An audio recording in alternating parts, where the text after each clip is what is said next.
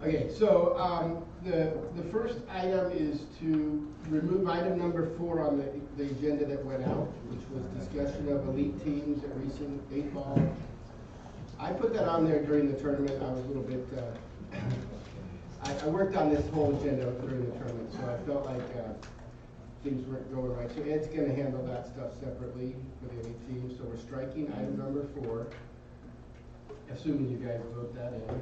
And then we're also adding a motion to allow divisional singles players to play in the elite singles at the price of the divisional entry fee instead of the elite singles entry fee.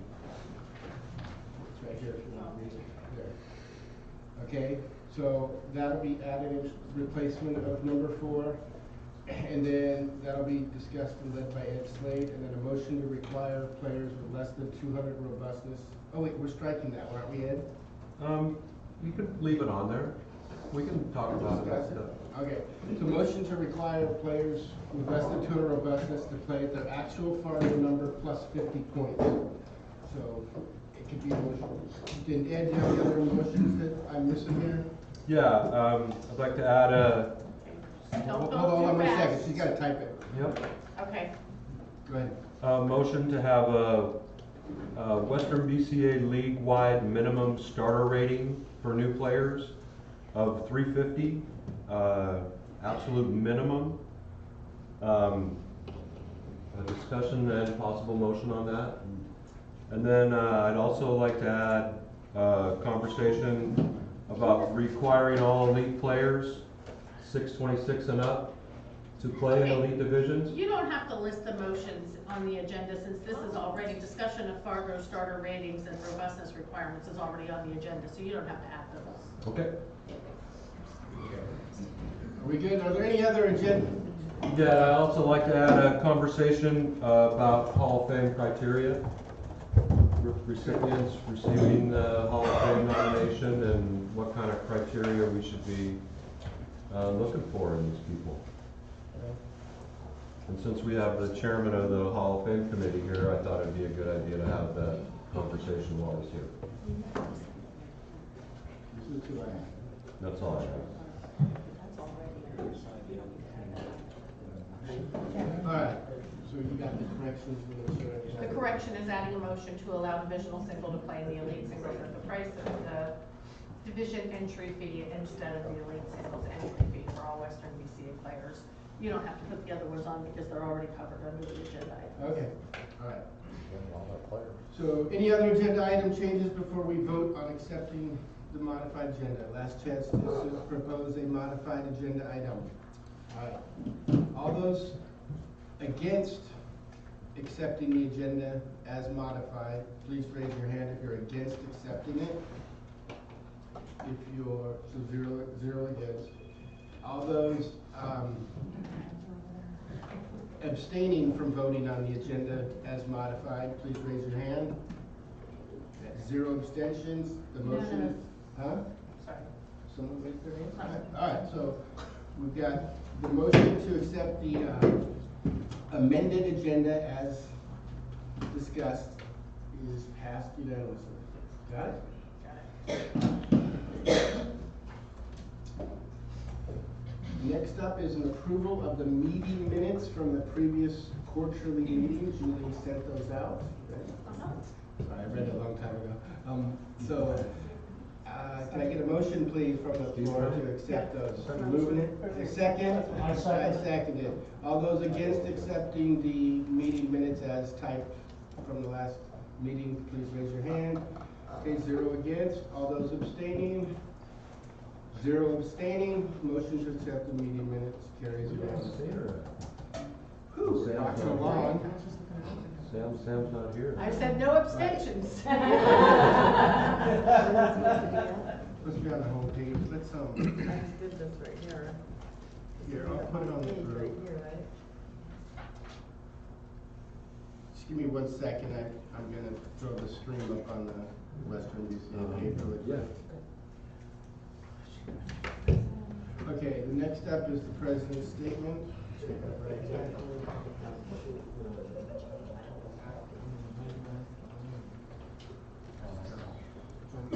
Facebook now.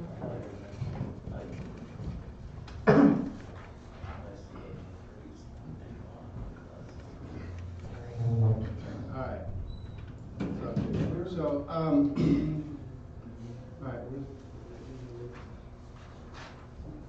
alright, so for my statement, I kind of wrote a really long one, because like I said, I was working on this during the tournament, so I'm probably just gonna go ahead and read it, because it's a lot easier. Yeah.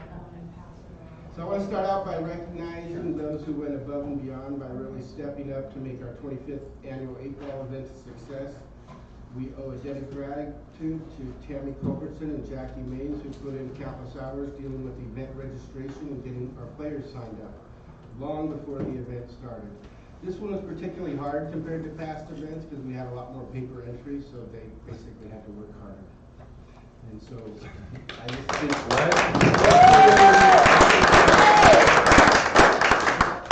he texted me, emailing me at midnight, late, working hard all the time. I just, you guys don't know, but I get to see it, so I wanted you guys to know. I'd like to also recognize Ed Slade for his selfless giving of time, energy, and dedication to our players. He not only planned and coordinated our Fun Day events, he helped raise a new record amount of money for Fun Day by leading our sponsorship team. And he also went above and beyond to ensure our elite players in Scotch and team round robin tournaments were ran properly, all while spearheading at Calcutta and all 3 elite events. So, quick round of applause. I look a little stressed, but so all I'd say is I just don't know how we could have pulled off an event without these 3 people, and everyone else, of course. But these 3 really put in a lot of effort, so that's why I want to talk about them. Next up, I want to talk about all of our other superstars. One of them sitting right here next to me, Julie Frazier. She handled not only her normal booth and vendor duties, she stepped up to improve the room decorations and wall giveaways, increased those, right? We increased them quite a bit. So she gave out a lot of prizes, and you think it's easy to give out a prize. She had to go to these stores, buy the gift certificate. She's going to like dozens and dozens of stores to make this happen. So she worked hard, and look at the food she brought you guys.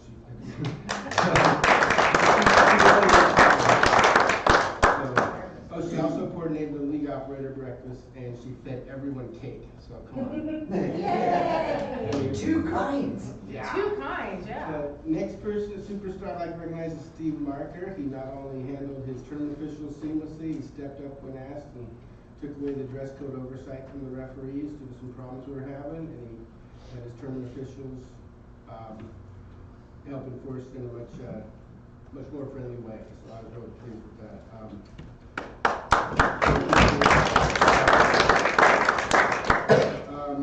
Technically, I was the podium manager, but I was kind of busy doing other stuff, so Elena really stepped in and managed the podium seamlessly for me to help keep that task off of me. So she's not here today, but I still want to recognize Elaine Everly for her hard work. Tammy Conabear also created a team shirt competition, which our players loved. She was also helpful in getting our wall banner completed for winter picks taken care of. Kamitha Gershon, she's in charge of our payouts, and she worked. Her and I had emails at 2 a.m. 4 or 5 nights before. We're working on payouts late into the night because that's her main job, and we all have our main jobs, so we're working late at night. So she spent countless hours getting those wall posters which ends up being the payout numbers you see on the bracket. So those aren't easy, and she worked really hard and was super responsive to our payout committee. And so a lot of this stuff happens behind the scenes, nobody sees it, that's why I want to recognize it. So she did great. She redid her work 8 times. She had to redo it over and over 8 times, so. She even revised it one time in an hour while I was on my drive to the casino. She revised the spreadsheet with a call from Tammy and Tammy, and anyways, and then she got it so I could print it on the way down. So she just really stopped her work and her job and did all this stuff every time I asked her to do something. She was amazing. So kind of unsung heroes. We also had Mr. Clay Bellwater step up big time to make sure our Hall of Fame was a success. By not only creating, ordering, and delivering the Hall of Fame banners and images used in the event room, he wrote our Hall of Fame page on our website with the help of his teammates. I can just say the overwhelming emotional impact this ceremony in the Hall of Fame had on our Hall of Famers was moving, to say the least. At least 3 of them were in tears. It was quite the thing. So she's not here today, but I want to also recognize Darcy Williams, who led our team check-in group with the help of Tammy Culberson, Sarah Nealon, and Claire Vinci. And we clearly improved the team check-in. It went smoother, faster, quicker. We get that done so we can get team brackets up. So everyone wants to know why our team brackets are not. Well, because people change all their darn players all the time, and we can't post brackets until the players are on the Bad Boys system. So we got to give players a chance to deal with medical illness and all that stuff, and then get their rosters right so that we can post brackets. So it's not like we could easily post brackets if people wouldn't make changes, but life happens. So and also Sophia Tran helped out tremendously in our raffles and everywhere else I needed her. So a big round of applause for all these people.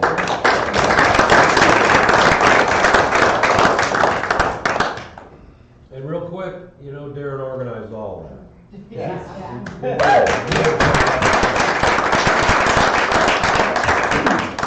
Unfortunately left me out of that. Next up, I just want to say the turnout and overall numbers, in my opinion, were a success. We had some areas for improvement and things like that. So the big event successes, I thought, were we added 4,000 to Fun Day. That was part of the sponsorship, and we added 1,600 to Second Chance events. We've never done that before, so we were mainly adding $200 on a bracket of up to over 16 and 100 on under 16. So maybe there was 1,500. I don't know, but whatever the bracket said. So we did the event room decorations, balloons, skirts, and all that stuff. I like those. I think we can still improve on them in the future. No balloons. No balloons. Yeah. The only time people notice the balloons is as I was carrying them out. Or when they pop. Or when they Where are you pop, taking the yeah. balloons? Oh, or when they pop. So the other successes were the Hall of Fame banners. I thought those were amazing. And Yeah, those were good. Yeah, those are the awesome. posters, posters like these things is what I'm talking about. So I think we're going to continue these going forward. I thought these were great, and so the countless hours Clay put into those. Where is he? Right here. Okay.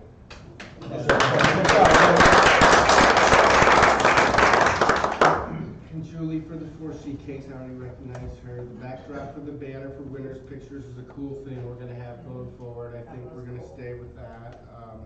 We did do customized winner plaques by putting the names on the people's plaques. Tara Fry coordinated that. We also came out with a successful launch of women's event shirts, so they like that.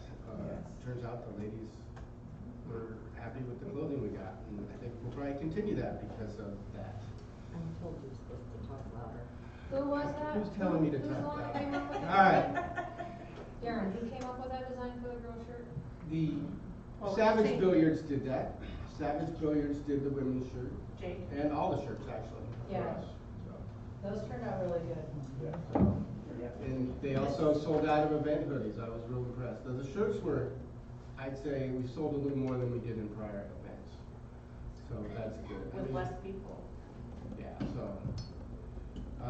so that's the stuff that went well. I want to talk about the things that we need to improve on going forward. we need to have a dedicated photographer going forward. And I'm trying to speak up because people can't hear me on the stream, so. Smoother procedures for winter pictures are needed. We have several winter pictures I still don't have. I've asked everyone to take pictures 3 times, and I'm trying to recreate them if possible with the winters, so that's my plan for those. We got to continue to improve the dress code enforcement. I think we got that under control. We want to do a better job of marketing our team event shirt contest by getting it on the website months in advance. Yes, Ray. I can turn the mic up, but when they clap, it blasts it. So if we Well, can keep hopefully they're the. done clapping. I'm done with the clapping stuff. Okay, I'll turn the Good mics up. exercise to everybody. Yeah. Hold your applause, please. All right. I'm gonna block the YouTube audience. If they don't get it, they don't get it. So, I want to continue to improve the team check-in process and improve the process of getting our team data into Fargo. We're still working on that. It's not as far along as I'd like, but, yeah, we took over the team data into Fargo. The singles was already in there. Scotch obviously doesn't go in, so we're getting there. Let's see. Let's strike it. So next up was just kind of I felt like I was a little going 800 different directions at the coast and a little too pulled in many directions. So I'm going to try to fix that now with a better structure and order to who's in charge of what and where people should go when we run these events. So I'm kind of organizing the chain of command as far as operational activities at the coast. So could you hold up that thing? So I drew a nice pretty chart that she's going to send around, if you would please. Can you give me a copy real quick? I guess I don't have my laptop open. I could open it, I have it. But so one of the things, we're going to bring back an old position we used to have in the organization. This is kind of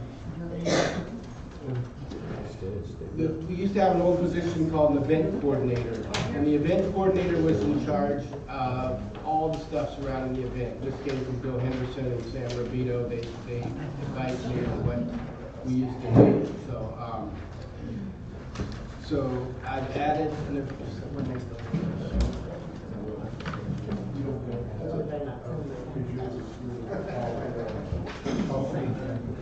So the event coordinator will delegate areas of responsibility for the following categories: podium, media marketing,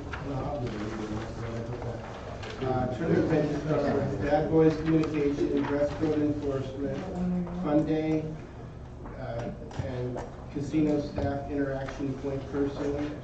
It is important that we have only 1, maybe 2 people interacting with casino management and staff, like the banquet managers and whatnot. So that'll probably be Tammy or I.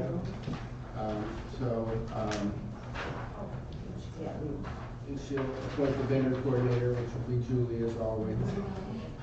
But still, she's technically in charge of appointing the vendor coordinator, if you understand. Yeah. Sweet. No, you're not stepping in. And just help improve the communication technical methodologies between these different subgroups. So I'm going to focus more on the marketing and media side with Sophia and hopefully a few other volunteers. So I want to really ramp up I like what we were doing with all the stuff media-wise. I really want to do a better job of the marketing side and having sponsorship activities and having all types of stuff. So yeah, any questions on the event coordinator and what that means? And this is Tammy Culberson. She's your event coordinator. That's why it says VP next to it. I figured you all knew her. Sorry. Thank you, Tammy, for stepping up. No applause. Almost applauded, but I don't want to do it. Any questions on it? I'll do it right now. All right, so there's no questions on what she's in charge of, but if you have any issues during the tournament on these items, you'll go to Tammy. If it's other stuff, media marketing, stuff like that, I'll be helping with all those things. I didn't intentionally put Jackie on there because she handles payouts all to herself and doesn't really need to be under Tammy and I. She works with Tammy and I so closely, and she's perfect the way she is, so I don't see that that's an area that needs to be improved on. So, real quick touch on some ongoing projects we're working on. working on a database of Western BCA players. I'm about a third of the way there, working with Bob Olson on that. Hopefully we'll have that done by August 1st. We're also looking at possibly building the in-house tournament registration in. It depends on whether we have our list of players. So I want to have a list of all of our players, so when someone wants a Scotch partner or team partner, they'll be able to go to the website and search by Fargo rating and find a partner and player. It's actually on there right now, but it's the 2019 data. If you go to Western BCA players on our website, I'm just going to update that data and have a system for updating it twice a year. So we're also close to launching an online store. And we'll have the leftover event shirts available for sale. And we're hoping to integrate that with our US bank account instead of PayPal. That's the only reason it's not up yet. We do everything through PayPal, and we're going to directly integrate with our bank. Because all we do when we get all this money for entries, we take it from PayPal, we send it to our bank account. So basically PayPal's in the middle, and we're just going right to our bank account. So hopefully that turns out as smooth and elegant as we'd like. We're also going to probably putting up a pre-orders thing for event hoodies. We had quite a few people because we sold out early on hoodies. So I'll put this out on Facebook later once the website's up. But if anyone didn't get a hoodie and wanted to, there'll be a pre-order thing for those. And once we get enough, we will produce them. I'm not going to make them until we get enough people that are interested. So, all right, that is. Oh, I have this other page too. I wrote a lot. Let's see. We did have some disciplinary letters that are going out. I'm not going to talk too much about that since it's a board area, but the bottom line, I do want to make clear to all Western BCA players that stealing, hitting, and improper conduct will not be tolerated. You will be punished. The players who did these things are being punished. Don't screw around and don't hit people and don't do stupid stuff. Do stupid things, win stupid prizes, okay? Be a decent person, that's all. If Steve wants to talk about it a little bit more, he can, but I just want to make sure people know that the stuff that you might have seen on Facebook that people think they might have got away with, they didn't. So, behave, that's all we hope for. No names. Yeah, I'm not naming their names, but many of you know who they are, so. Darren? Yeah. Not to name anybody, but were the people that were acting like that, was this their first merry-go-round with the BCA? One of them was, One of them is well-known and has done it before, but it's been quite a while since that person had turned around and did it, so, it was, I remember, I've been doing this a while, so I knew just exactly who it was because that person's had a history. Okay, and then the other one, this was their first time here. Yes. Okay, we just have a culture down there, and everybody usually works together, and everybody gets along good, so if there's something weird, is it because this is their first time and they just don't know? for one of them, I think it is, but I think for others, they've been there many times and they just have some personality things that Or they outside of us. lost, or they lost their, Social graces? way in the last So 2 they had a years or lapse. something, or Some whatever, missing but one. yeah, Uh-oh. something. They had a lapse in judgment. The one thing that I do want to say is, a lot of times we have men who get down there and they don't leave their testosterone at the door when they turn around and come in. And so they kind of get into fights and stuff like that. We didn't have any of that crap this time, so I was really thankful for that. All right, so we're gonna move on. You'll have a report coming up. That's where you'll get all your stuff in. Next up is treasurer's statement, Jackie Mays. Or no questions on my statements? Hopefully? All right, good. See me afterwards. First of all, I have to apologize because I do not have May done yet, April done yet, so we're back to March. We started out with 146,500 in our bank. We had 74,866 come in. We spent 8,633.43, and we ended up with a balance of $210,309.97 in the bank. And this we also had a balance of $5,031.20 into PayPal. I did check our bank account this morning just to kind of get an idea. And right now, we have $97,307 after our tournament, so. That's it. Any questions on the treasurer's statement, the numbers, Bob? How much have we collected in membership fees, 2022? So far for this year? Yeah, just roughly. I know it was 36 before the tournament when I checked, and I haven't checked since then. I can tell you that. I know that there has been some that's come in, even though they got the message, they sent it to my old address, so it's on its way to Kentucky, so I don't have it as of, but I can tell you right now, we have brought in 64,000. Yes. For 2022, the current year, Yes. 64? Is that bad? No, it's way more than I thought. Wait, Oh, did you yeah. say 34 or 64? I thought it was 36 before the tournament when I last checked. It's 64,000. Oh, I think that's supposed to be. We spent over 100,000 on the tournament. 140 total went on payouts. That's just payouts, not counting other expenses. We still have 90,000 left after. But we started the tournament, if you go way back on the books, the way I look at it, I go back a couple months before we collect entries. We had around 120,000. Then we spent it down to the number she just said, and then we'll build it right back up. So by the time October hits, we might be back to 119. In other words, we could have spent more, is what. But, yeah, I mean, So now that we're back in business and having pool tournaments, are we gonna have a budget? absolutely. Cool.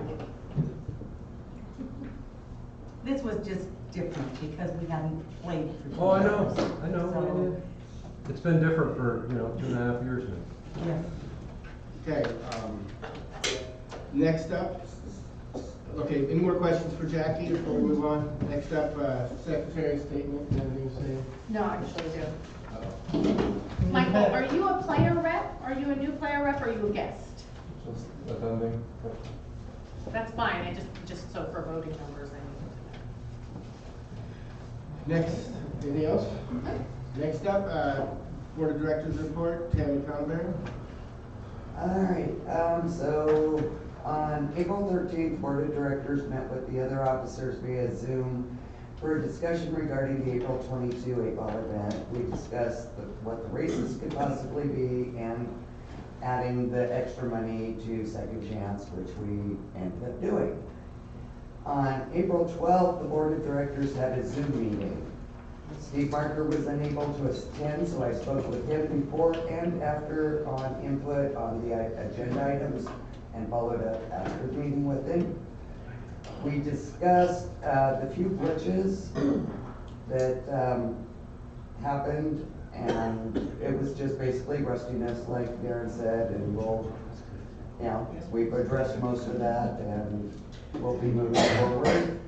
The issues with the refs regarding the dress code, which was addressed and handled at the event. We discussed the streaming, which for the most part, we all agreed that we were disappointed on how Bad Boys handled it. And looking forward to hopefully getting Railbirds back for October. And we would like to definitely put out our appreciation to Chinook Winds. A lot of our players do not understand what Chinook Winds does for us at any of our events, between the added money, the facilities, and everything else that they do behind the scenes. And there's been some stuff on social media kind of saying, why are we still at Chinook? These people do not understand that they are a fabulous partner and have been for many years. And near impossible to replace. We've approached multiple other casinos. The deals we'd have at those would be one-tenth. So if you want a $5,000 added tournament, let me know. I mean, if you want me closer to 50, I mean. And I think we need to kind of figure out how to disseminate that information to the players and all that stuff. 'Cause that's probably, I know it's not easy to come out and say how much is actually donated and, provided and all the benefits.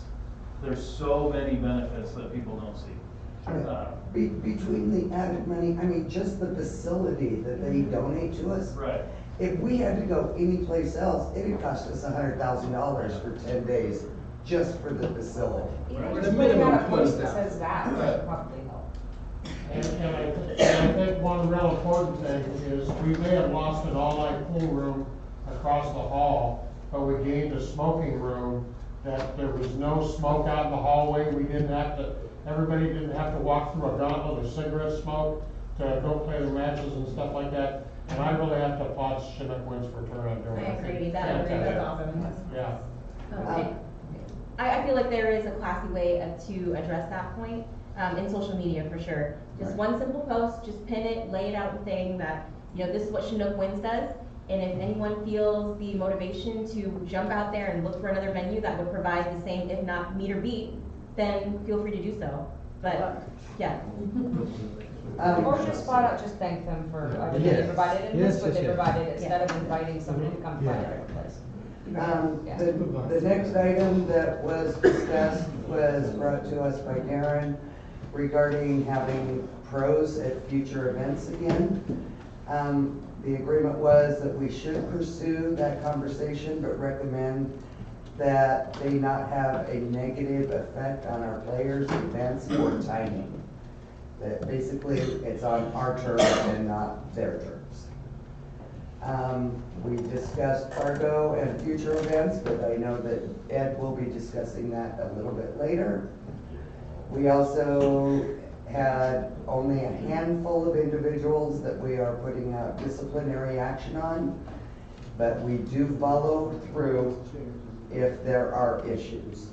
And that comes from Steve Marker at the tournament, and his staff and the referees is brought to the board's attention, and then we meet on that and have a discussion. So, in overview, being chair for this last year, I have totally appreciated all of the board members, and they're very open and communicative during any of our meetings, and everybody's input and information is regarded in every discussion, and I would like to thank all of the board members for that. Okay, no clapping. No clapping, no clapping. No clapping. Golf clap if you want. Snapping? Golf clap. So are there any questions on the board report? Good job, Tammy. Yep. Next up, committee chairs, I wanted to see if Tammy Culbertson, our tournament registrar, would talk to us about the sign-up process and what could go better, what didn't go right, just kind of, we gotta get that process improved upon. Simplified. Yeah, so as tournament registrar, I got all the entries that came to me.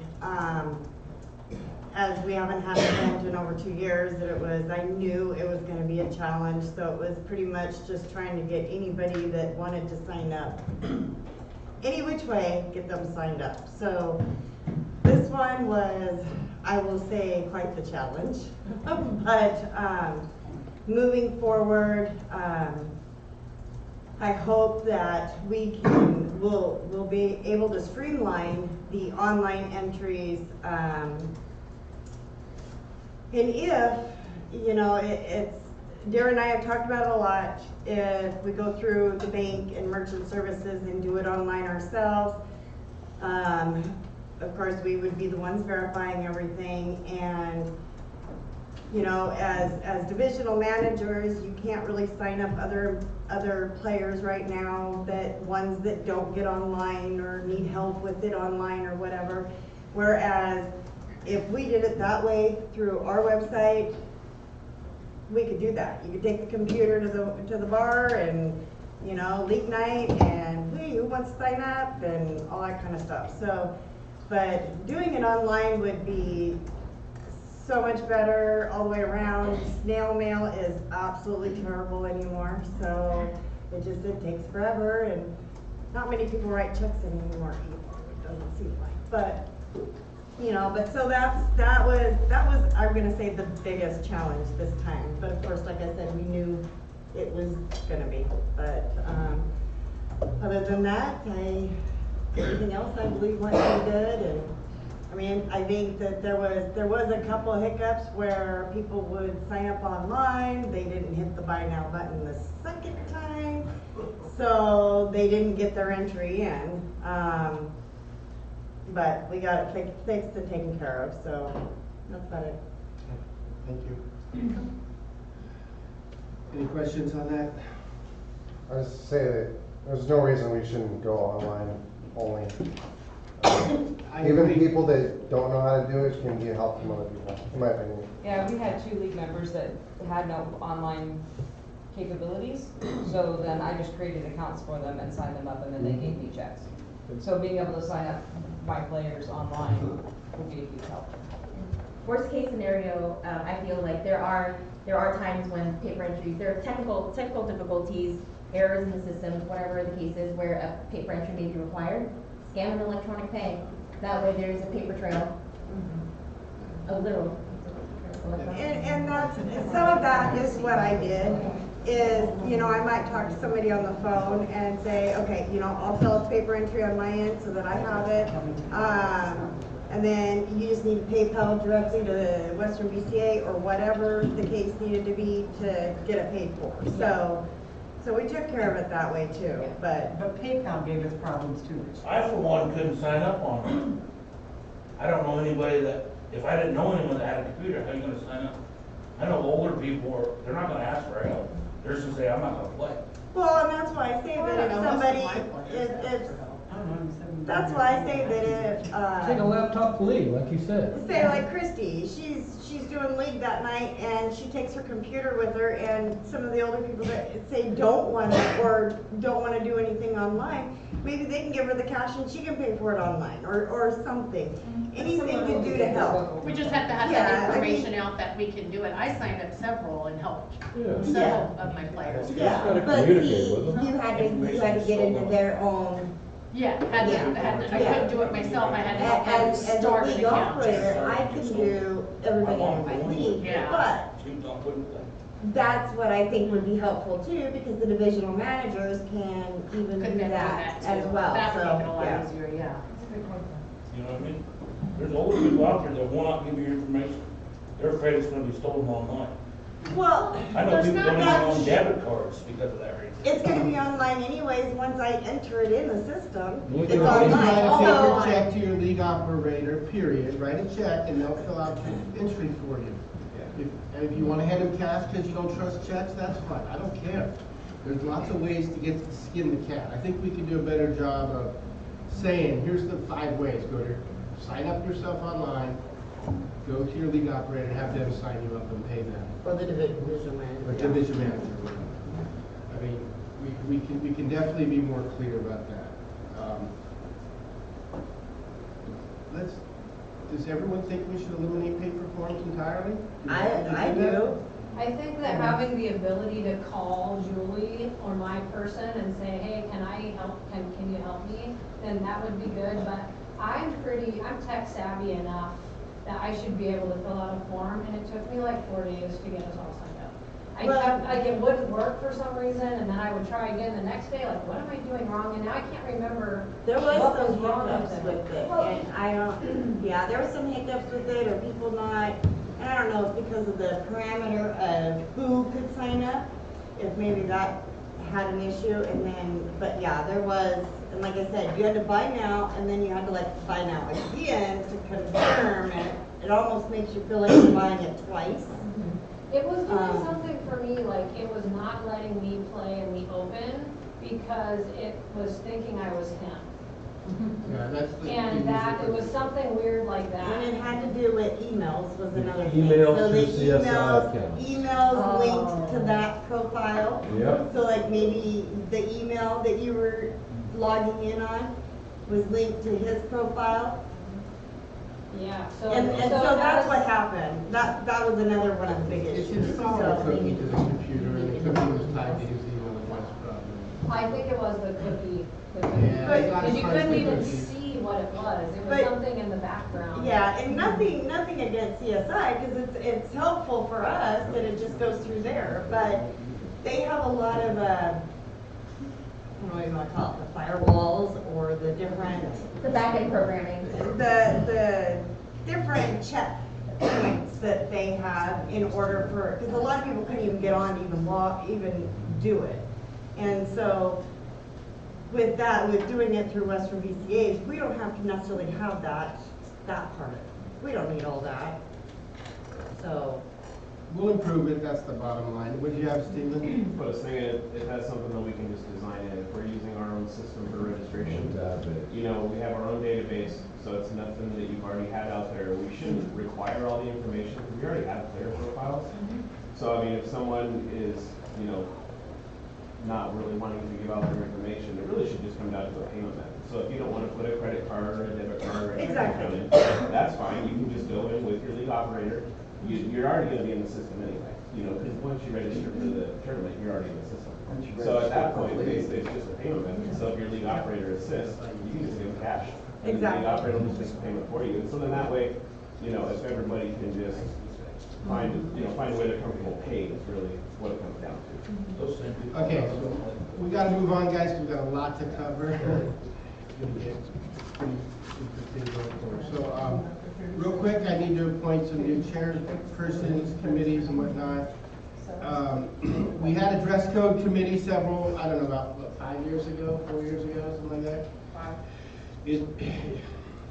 It came out with the dress code and froze it for 3 years, and then we had 2 years of COVID, and so it ended up being frozen for like 5 years. So I am restating a dress code committee. I've asked Julie Frazier to be the chair. She's accepted that.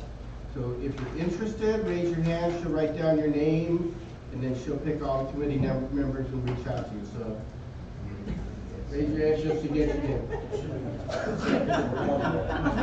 George. all everybody else. Well, my hand's not up. Don't put me on. Give me your mouth. She's tight down. She's got a tight down. That's how she is. You know what I mean? Used to be, chairman first was almost. I got Becky. I got Becky. I got Jeff. There? Huh? She'd have tournament officials on that committee. because she- I got you, Raise your hand. Sophia. I If you volunteer, you get to be on the committee. you're already down there, Jeff. Yeah, once you raise your hand, I mean, she'll pick who's on there. And I got you, bring Becky. it. Oh, But okay. I let the committee chairs pick their committee, okay? I pick the chair, that's my job according to the bylaws. After that, my job's done. The chair then picks their members. That's how it works, Is there okay? certain members? You can have all of them, all 4,000 if you want. Great idea. That'll be a real productive. We'll just bring a thing to the next tournament. I have to find the list of who's on it.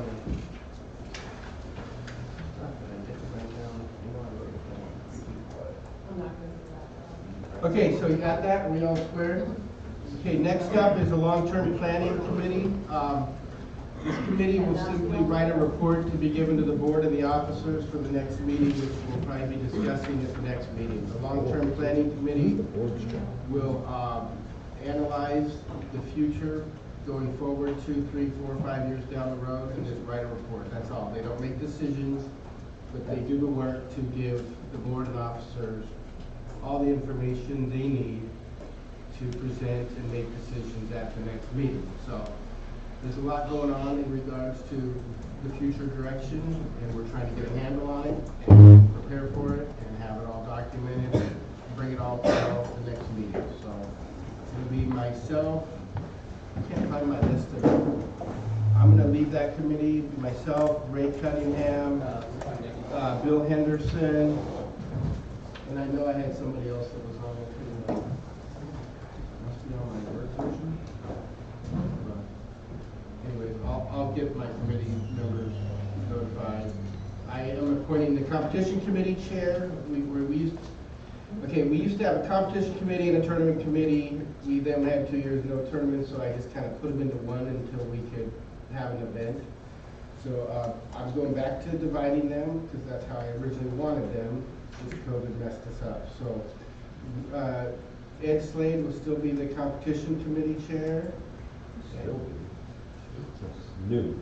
But, Well, you ran the competition, kind of, I mean, because we didn't have a competition during 2 years ago, Right. because John left, basically.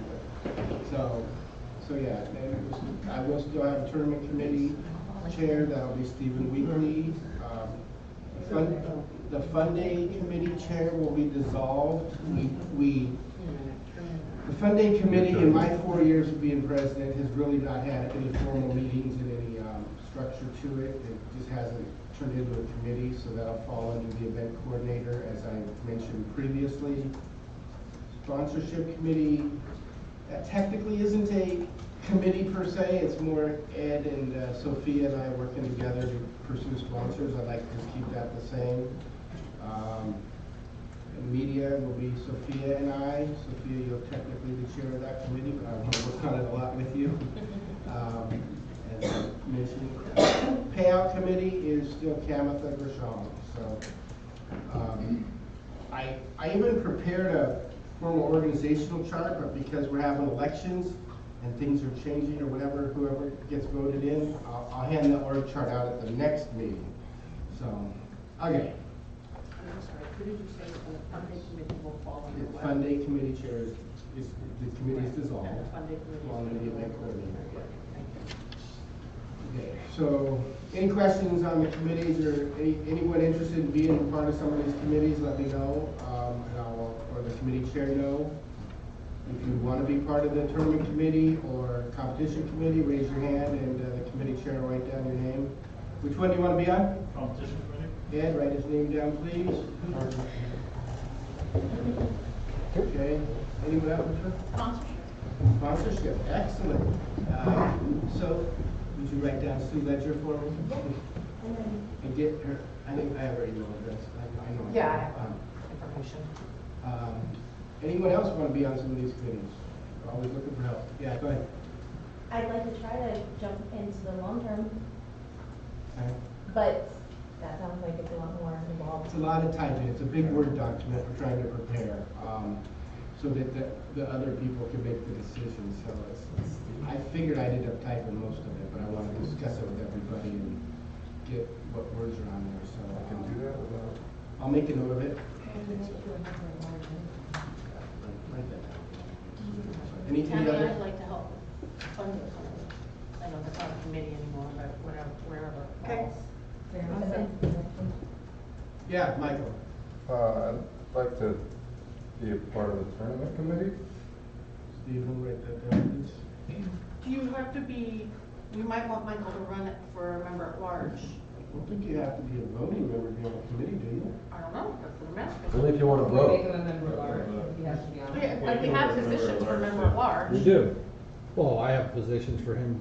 He plays in my league. I can have him as a Why rep. isn't he a player rep? Because he's never come to a meeting before. So because you have to make him a player rep. All right, we'll get to members at large later. You can discuss it, Ray. Well, if you're gonna have a player rep, he doesn't have to be a Okay, member. next at up, large. any other committee wishes and desires by anybody in the room? Otherwise, we're gonna move on past committees. Clay, do you need people on the Hall of Fame committee? Or do you? Potentially, we had eight people on the committee the last 2 times we've done the Hall of Fame committee. I'm assuming I would reach out to the current 8 that were there before Okay. to ask them if they wanted to still be on it, but yeah. Do you remember who was on it? I can be on the Hall of Fame. I would have to go back through emails. I know a few of them. Bill Henderson, Paul Marquez. So, Paul was on. Paul was not on the last one. No, he was off. He stepped Okay, down. that was okay. Carl Tibbetts was the Spokane rep. Yeah, there was, we tried I that. can go back and look on the minutes, It's okay. but I can help with it. I could probably find it pretty soon. If you have room for Julie, add Julie to it. She's Okay. And been around a long time. 12 years. Nice way to put it. I know. 12 years of doing this stuff. I like 12 years people just on a the separate Hall of Fame are people who have been in the organization a long time and knows a lot of people. That's the Right. point. As someone who's brand new to the organization, no offense, they don't know everybody. We want people who've been involved for a long time to help pick people, because Hall of Fame is kind of recognizing having memories of what happened in the eighties and nineties and whatnot, so, yeah, whatever. So, Exactly. Yeah, Right. I still have good memories of all right. I'll definitely put it in. I'm assuming I'm gonna be sending an email out to all 8 of the previous members to see who wants to still be on it. Okay. And then I would assume the committee would still stay at around 8 or 10 people, I would imagine. How many feels comfortable to adequately represent the organization? So I'll see who still wants to be on the committee, and then we'll try to figure out who we want to add after that. Okay, good. I think that closes out the committee stuff. Jake DeWall Yeah, also I'll, wants to help with the funding. Motion was Monday also. Whatever it's that. Yeah, whatever you want to call it. Hey, Aaron, also I talked to Paul Purdy. He was interested in doing the tournament committee with me. Okay, put them down. You get to write them down. Okay. Michael, that's what you said, tournament committee or competition committee? Tournament,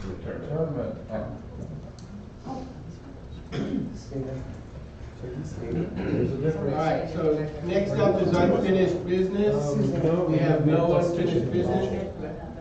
He's got the competition committee.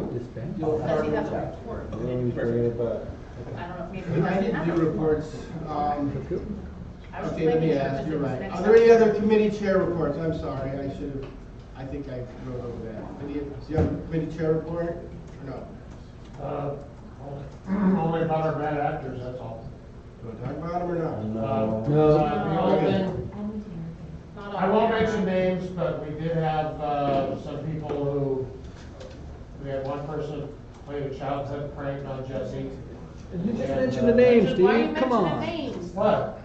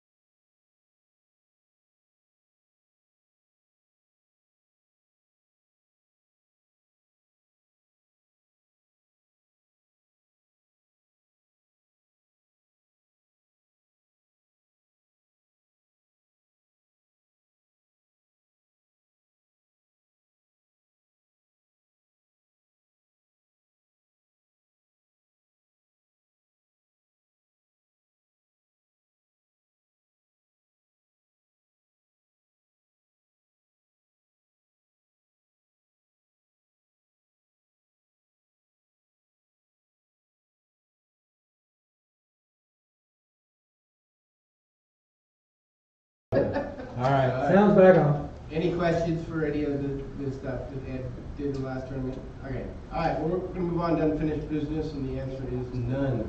That's my favorite agenda item. Yes. Can we take a quick break? All right, let's take a quick 10 We're an minutes. hour in. I got a tinkle. Oh. Find the bush. Oh, don't tempt me with it. All right. Just take 5, get some sandwiches, reload our beverages, 5 minutes, quick break.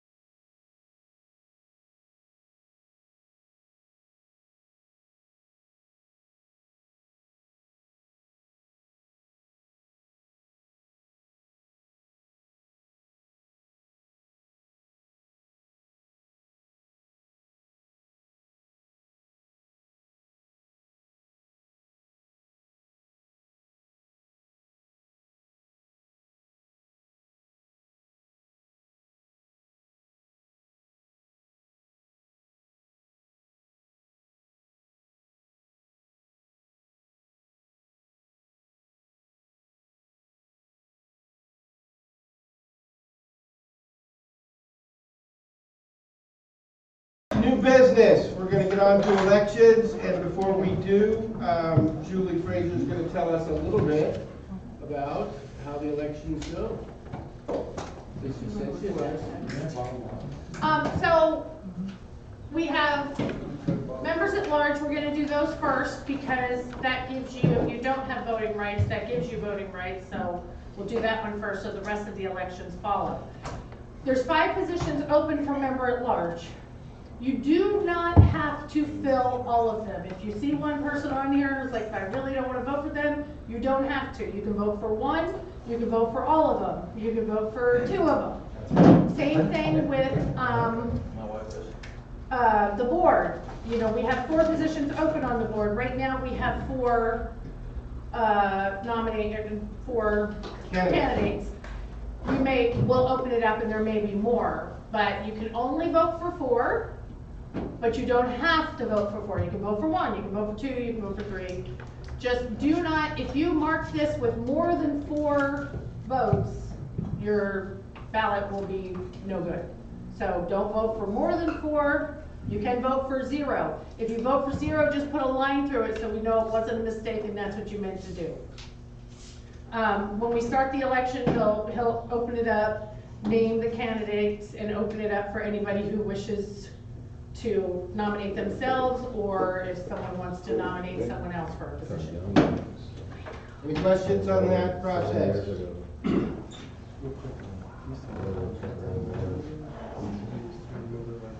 They all expressed interest in. Okay, so first up, we have the member at large positions. We have 5 positions open. Currently, 3 people have expressed an interest in running for a member at large position. Sue Ledger, are you still interested? Excellent. I believe you provided. I don't think, oh, sorry. I do believe you provided your information over there. Thank you for that. And Dwayne Payne, how do we find out if he's still? I do know that He asked me to put him on. Okay. He may be watching. Okay, so yeah. For those who don't know, Dwayne Payne is our head referee. Next up, Amber Johnson. Amber is not here. She usually travels with Suzanne. She's from up there. And Suzanne couldn't make it because of her husband, but Amber also expressed to me specifically to put her on. She's usually she's been at every meeting. All right, that leaves us 2 other positions for member at large. Anybody else? I'd like to nominate Sophia Tran. Excellent. Sophia, will you accept the member at large? I would think so. Thank you. Next up, we have 1 more position open. Anybody else running for member at large? I Please. think everybody else is a player Michael, rep. no, Michael. He is a player rep. So Michael, you can vote at this meeting. Okay, so we still have 1 left over. So you want to just fill out the ballots and hand them? Yeah, so I'll hand this out. Make sure that the next name you put on here is Sophia Tran. They all have to match. Are there any other guests here that aren't voting members that, okay? Jake, are you a player rep? Yeah. Okay, sorry, I didn't know. She knows that stuff. No, you're good. She didn't have They're time. here. So remember, Sophia Tran goes on right underneath Dwayne. You didn't write her on all of them? I could do it, but we'll be here a minute. Oh, jeez.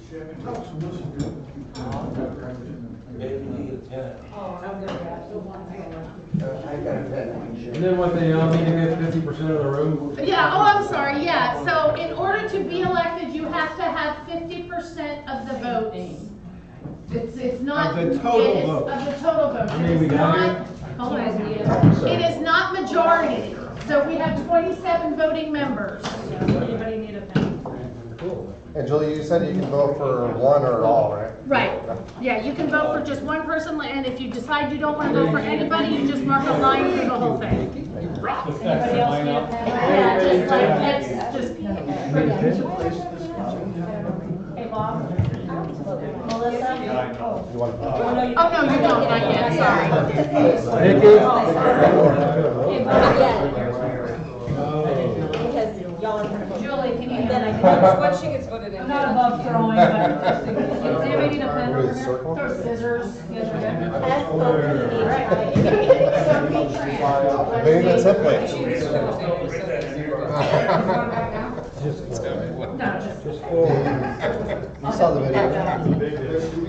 Sad thing is, I need the That's why I'm letting them every year. George gets the ball. Put your name down, remember, Marge, and we'll Yeah, that's right. Great time to change a heart. Is there a write-in?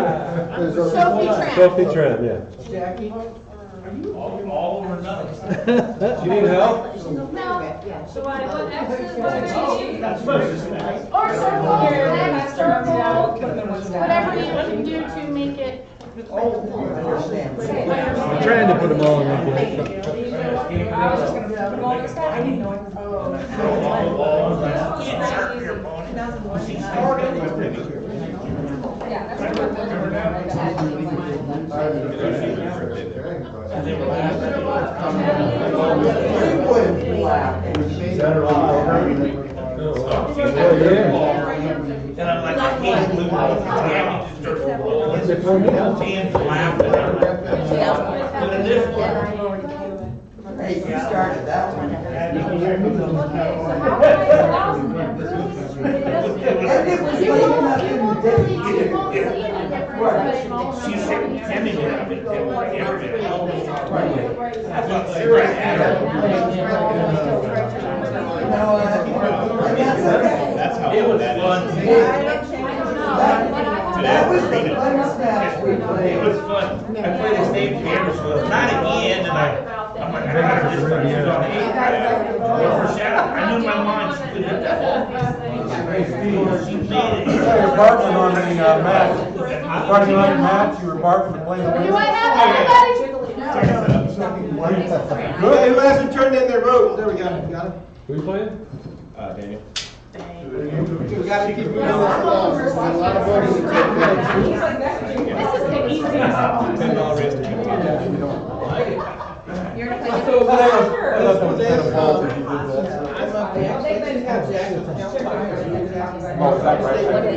Yeah. Okay, so we're gonna move on. We'll announce the results of the member at large towards the end of elections, okay? We're gonna announce, so what we're gonna do is keep moving along. So Jackie's gonna count those. We're gonna move on to the next office up for bid, actually both of them. Do you do both these at the same time? No. No?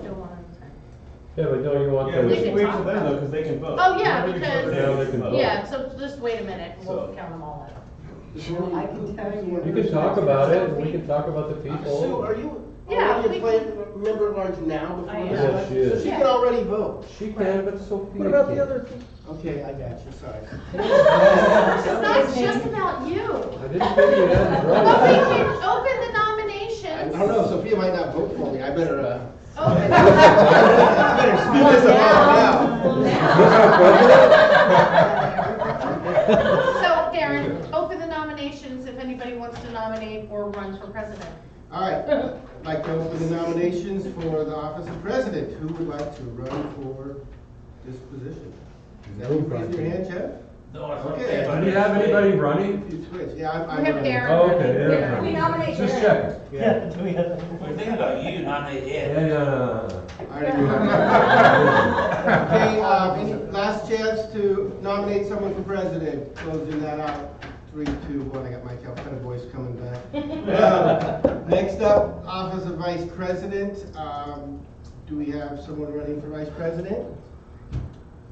Me. All right, anyone else running for vice president? Who's vice president right now? Tammy Copeland.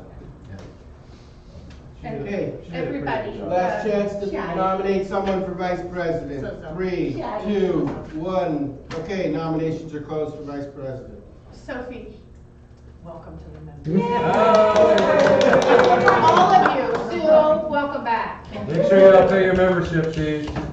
Well, All right. If you haven't, they both play, so. All about the money, aren't we? He's got $15 out. So, we're gonna do Do you take want- nominations for board or just stay with that? All right, so, Do I turn these out at the same time? Yeah, they've done it You wanna do it before. for Keep going. all right, yeah, do it at the same time. I mean, One I of don't the care, turned out, but, you know, your feelings robust. might get hurt. We're not talking about Let me help you attitude. get that. I'd write you as my president. Nominations are closed. Can we just do a hand vote? I just asked. All her. opposed? The boss lady Yeah. said no. Golden Corral. If the board of directors would write better bylaws, we Are could. you gonna work on counting them again? Great, mashed potatoes, great. So you only need to count to 13, right? She wrote for herself. Out of curiosity, what's Before our we go. We're screwed. Vice I was thinking about that today, like what's happening now? Want to just collect it now You're too? gonna watch it on TV. Look, they've already got a stack over here. All right, you can make it the stack. Bring them on down. Pass one down. You have to do that? It has to be indicated. Oh, to be official. Yes. What's this one? Okay. He doesn't get, or she doesn't get 50% of the vote. They're not. This is just BCA, we're not stuffing ballot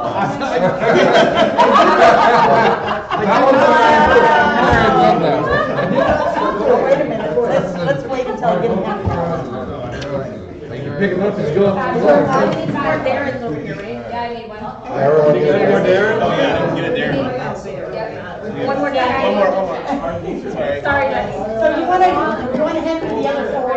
Yes. Is that Darren? I think he'll be a good time. Is that enough? Here you go, Jackie. I'm a little concerned that Clay was away. Yeah, I would write his name. You don't need to give plugins for usually focused. No, Miss Jackie. I'm back. Darren, this is pretty strong, I like it back there. There was stupid numbers. I already gave Pat down the insurance. All right, so we have everybody's down. Okay. That's my part. That's okay. I've got both. That's exactly how they do it.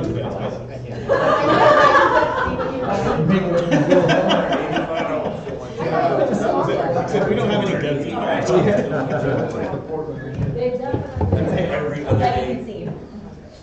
I know my stupid song. The stress is wrong. Will I get it? Not with that shirt. You're gonna write Mickey Mouse. Hey, congratulations. If I didn't know. Hey, can't announce the winner, only she can. I bought If there was a cup, I would have bought that.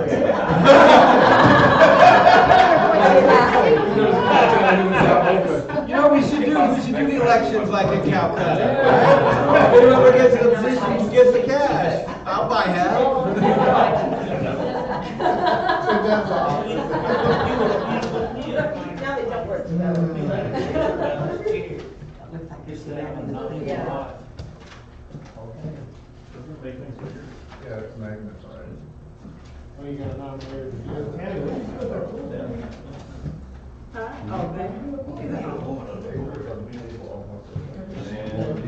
so funny.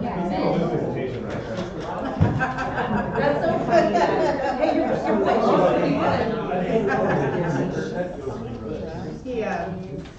Still trying to talk him into doing something.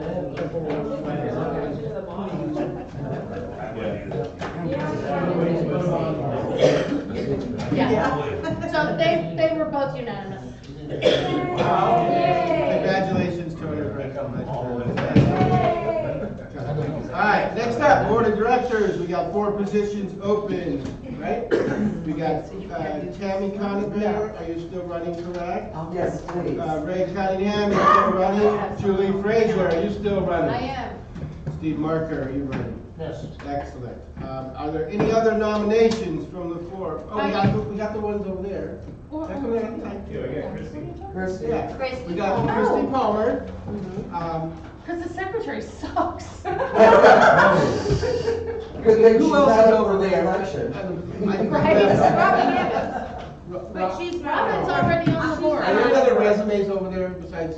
No. Christie's? No, that's the only new one. Dues for the member at large for letter and that, we take care of that.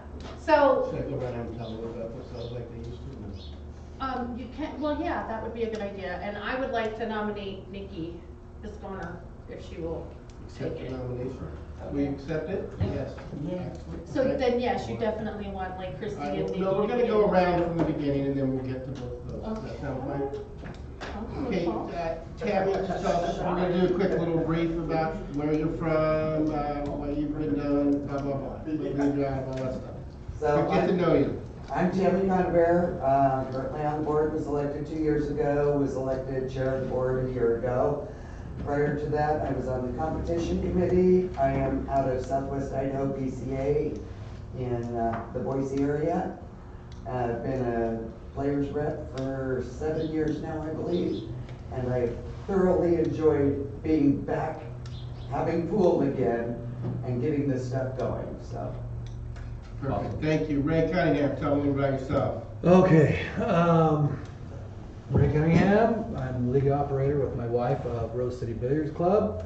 I've been involved in Western BCA for, I honestly don't remember when I started. I've been a players rep first, then I was on the competition committee, then I was the chairman of the competition committee, then I was on the tournament committee, then board of directors. I honestly can't remember all the committees I've been on, so, yeah, currently on the board of directors again, so. Excellent. Julie? The secretary, I'm the division manager, I've been on the board for 2 years. I've been on the board actively for like 7 minutes because we didn't do anything for 2 years, so I'd like to try again. You heard the committees, and I'm a division manager, and I've been secretary for about 12 years. And she brings cake. And I bring cake, I brought cake. That's how you get elected. I got cake. Two Okay, coins. next Two up, coins. Steve Marker. Steve Marker, tell us about yourself, please. I took over Michael Dyke's seat after he resigned. I was on the board before. Rick Cunningham had got my slot. I've been running the tournaments down at Chinook Lake ever since 2006, so that's a really long time. I've been a member of this organization for even longer. I care about, besides doing this, I am a city councilor for the city of Fairview. So I've learned a lot about politics and a lot about the way people conduct themselves. And it's always a refreshing thing to learn new stuff and everything like that.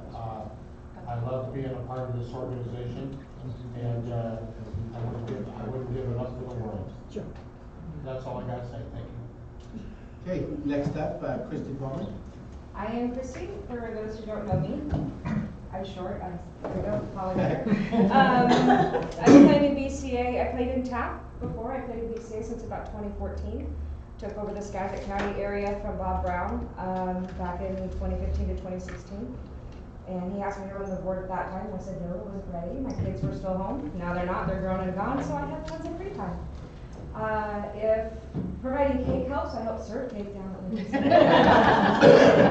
I have an extensive 20 years background in retail, financial management, organization. I think I can bring add more unique skill sets to the board. Elephant in the room, yes, I'm attached to him, but I have my own voice and I'm not afraid to use it when I need to. I'm gonna bring it up.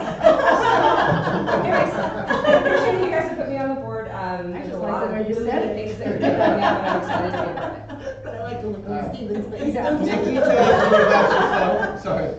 So my name's Nikki Bisconer, and I think it's been since like 2002, so I'm thinking I've been coming for about 20 years. Nice. And I have not really been on the board. I've been a voting member occasionally now and then when I come in here, but I haven't really got into this side of it before. On the politics side, I am the vice president of the Professional Driving School Association for Washington State, so I do a lot of political things and making sure that we don't get ran over by the state. So I don't think that I have to worry about like state politics here, but I do think that having a listening ear and caring what other people are saying and being supportive of what everybody's saying as a whole and not get my own agenda involved and pushing my own feelings and thinking as a whole. Being that neutral party, I think is really important as a board member and as a board of directors, so that I think that's important. And, What league are you in? oh, thank you. I'm out of the Vancouver one, whatever that is. NEL. So, yeah. Thank you. And they've been playing pool for years, so. Yeah, you've been going to the casino for. Well, so she said 2002. Yeah. So just a reminder, we can only write down 4 names, there's 4 positions. So if you write down 5, your vote's invalid. So be very careful to only have 4 board members chosen. Anywhere from 0 to 4, no more. That's the slogan. Want to get that And clear, then so on your ballot, you don't get to read. well, I can tell them this. Write down Christy Palmer and then Nikki Bisconer underneath. You can just write Christy and Nikki, that's fine, but Christy first, then Nikki, so they're all the same. And then only circle 4, or write yes next to 4, whatever how you're doing it. But we'll write them all down, but only circle 4. Tammy, can you help her? Oh, You know. Is your ballot going to get yours?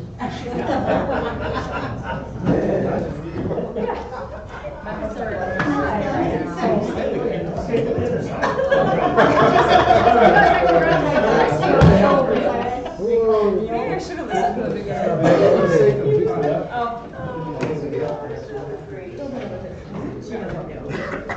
Are you sure?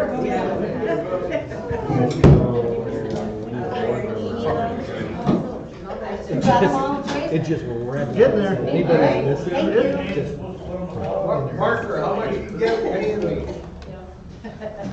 Thank you, Jack. Do we need an active board member in on the count? Is that how it goes? No, we're not allowed. I can't. Ones that aren't. Like Steve or I. Steve's up for a vote. Steve's up for. Oh, that's Steve. Sorry. Oh. Steven, you're in. Tammy and. I don't care if you, Steven, if you want to be involved in the count with these 2, that's fine with me. I don't care. I haven't voted yet. I trust the That's Christie with an I, right? Yes.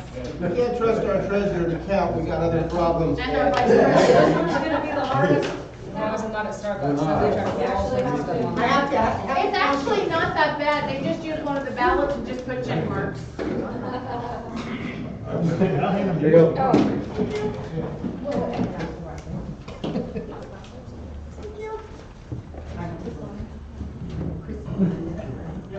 I'll give you a quarter. Is that everybody vote? If you'd like to phone a friend. Are we going on here? Everybody's looking over their shoulder, I know. like, I'm like, I'll take one of your empty ballots. Steve? for editing. Be sure at the bottom 2 names and everyone voted the same. Yeah, I got it from 9 figures away at my house. Everybody good? We have a 9 to a Brunswick. Are all the ballots in? Oh. Oh. Plays Yeah, what? I got them. It plays tighter than that. Thank you, Jake. How big are the copies? 4 and 8, I think.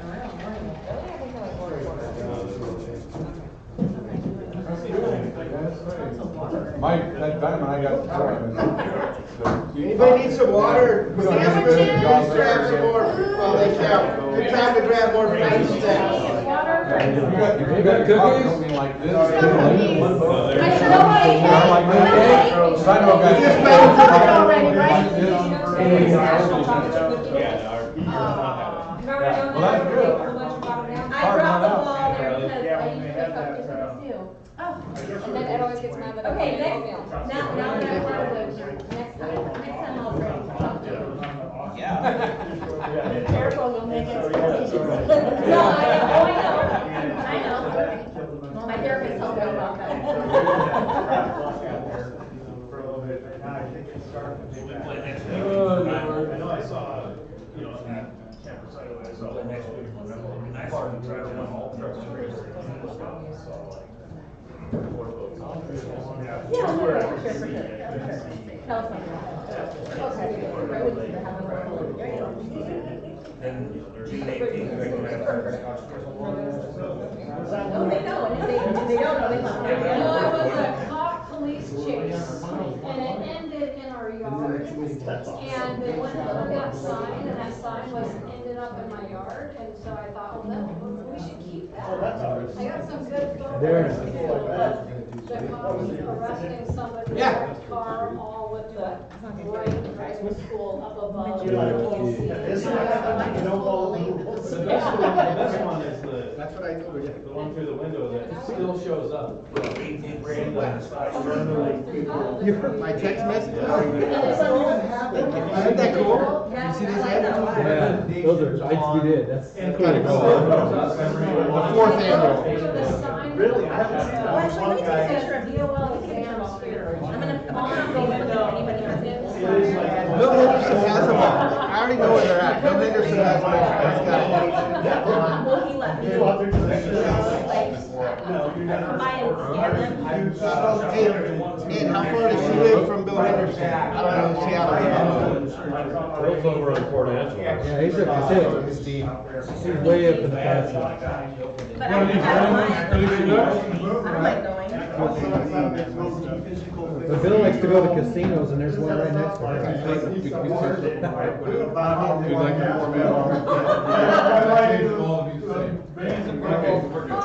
Those are casino bars. Those are casino bars. Not so much, he loved to go to them and he was.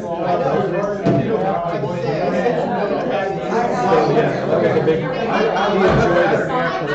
So I didn't tell Jay what it was last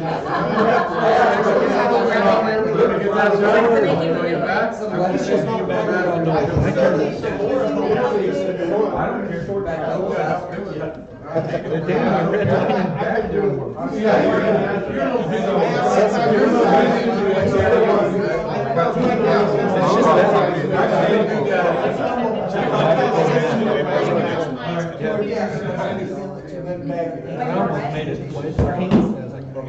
Yeah. And,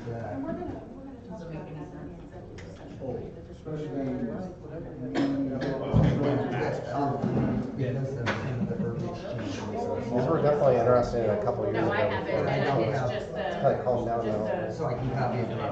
Yeah, no, actually, all I do is type it, say how I want it. This is my first time I've been in person, but I've watched them online. And then type it, say how I want it, keep the original lines. That was Worse than this in that story. Is it? It's not supposed to split up to one.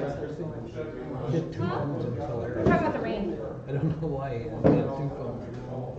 Stop one and They're start gonna have to be the other. I don't know if it's they overheated or what, but streamed it for a while. I'll We take a record break. that shit when I work ends and They were both plugged in. I don't know.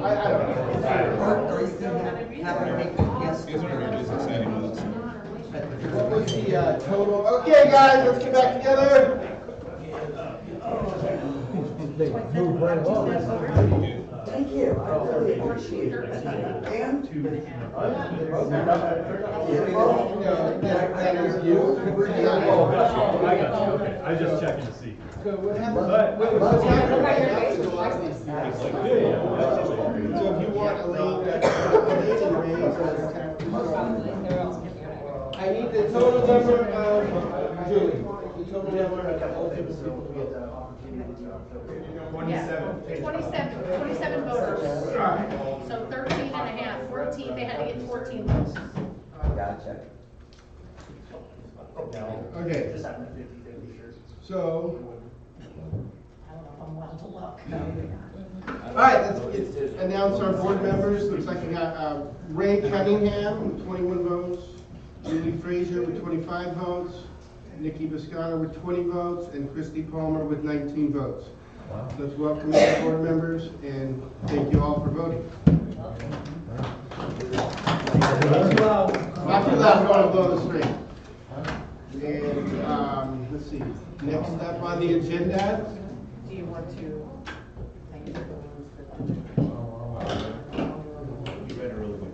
Yes. I want to thank everyone for all their service on the board, both of you. And I appreciate it. And your guys' work is not, it's just important. That's all I can say. I appreciate it.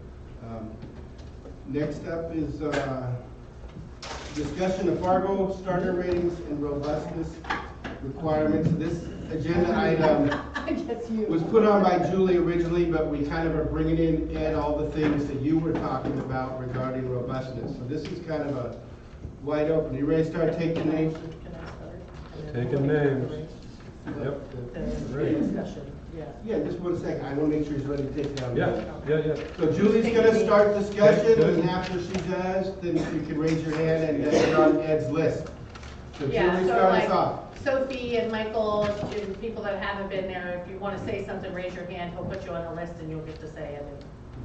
I brought it up because we recently had a team go down, Robin and Tim and Jake and I were down in Vegas, and we played against a team that had starter ratings of like 307 and 316. It was an entire team, and they did not play anywhere near a 307 or a 316. None of them had robustness. There were 7 people on the team, 5 of them were under 400, and none of them were robust. They had like 30 games in and ridiculous starter ratings. And I was just talking, you know, we were obviously quite unhappy with that. And I want to make sure that I didn't realize that this was already under discussion, but we wanted to make sure that our tournament was not going to have issues like that, where we have to make decisions on whether they have to be robust, and if they're not robust, then we need to add a penalty if they want to play in the tournament, or add so many points, or, and I guess Ed has a plan for that, but.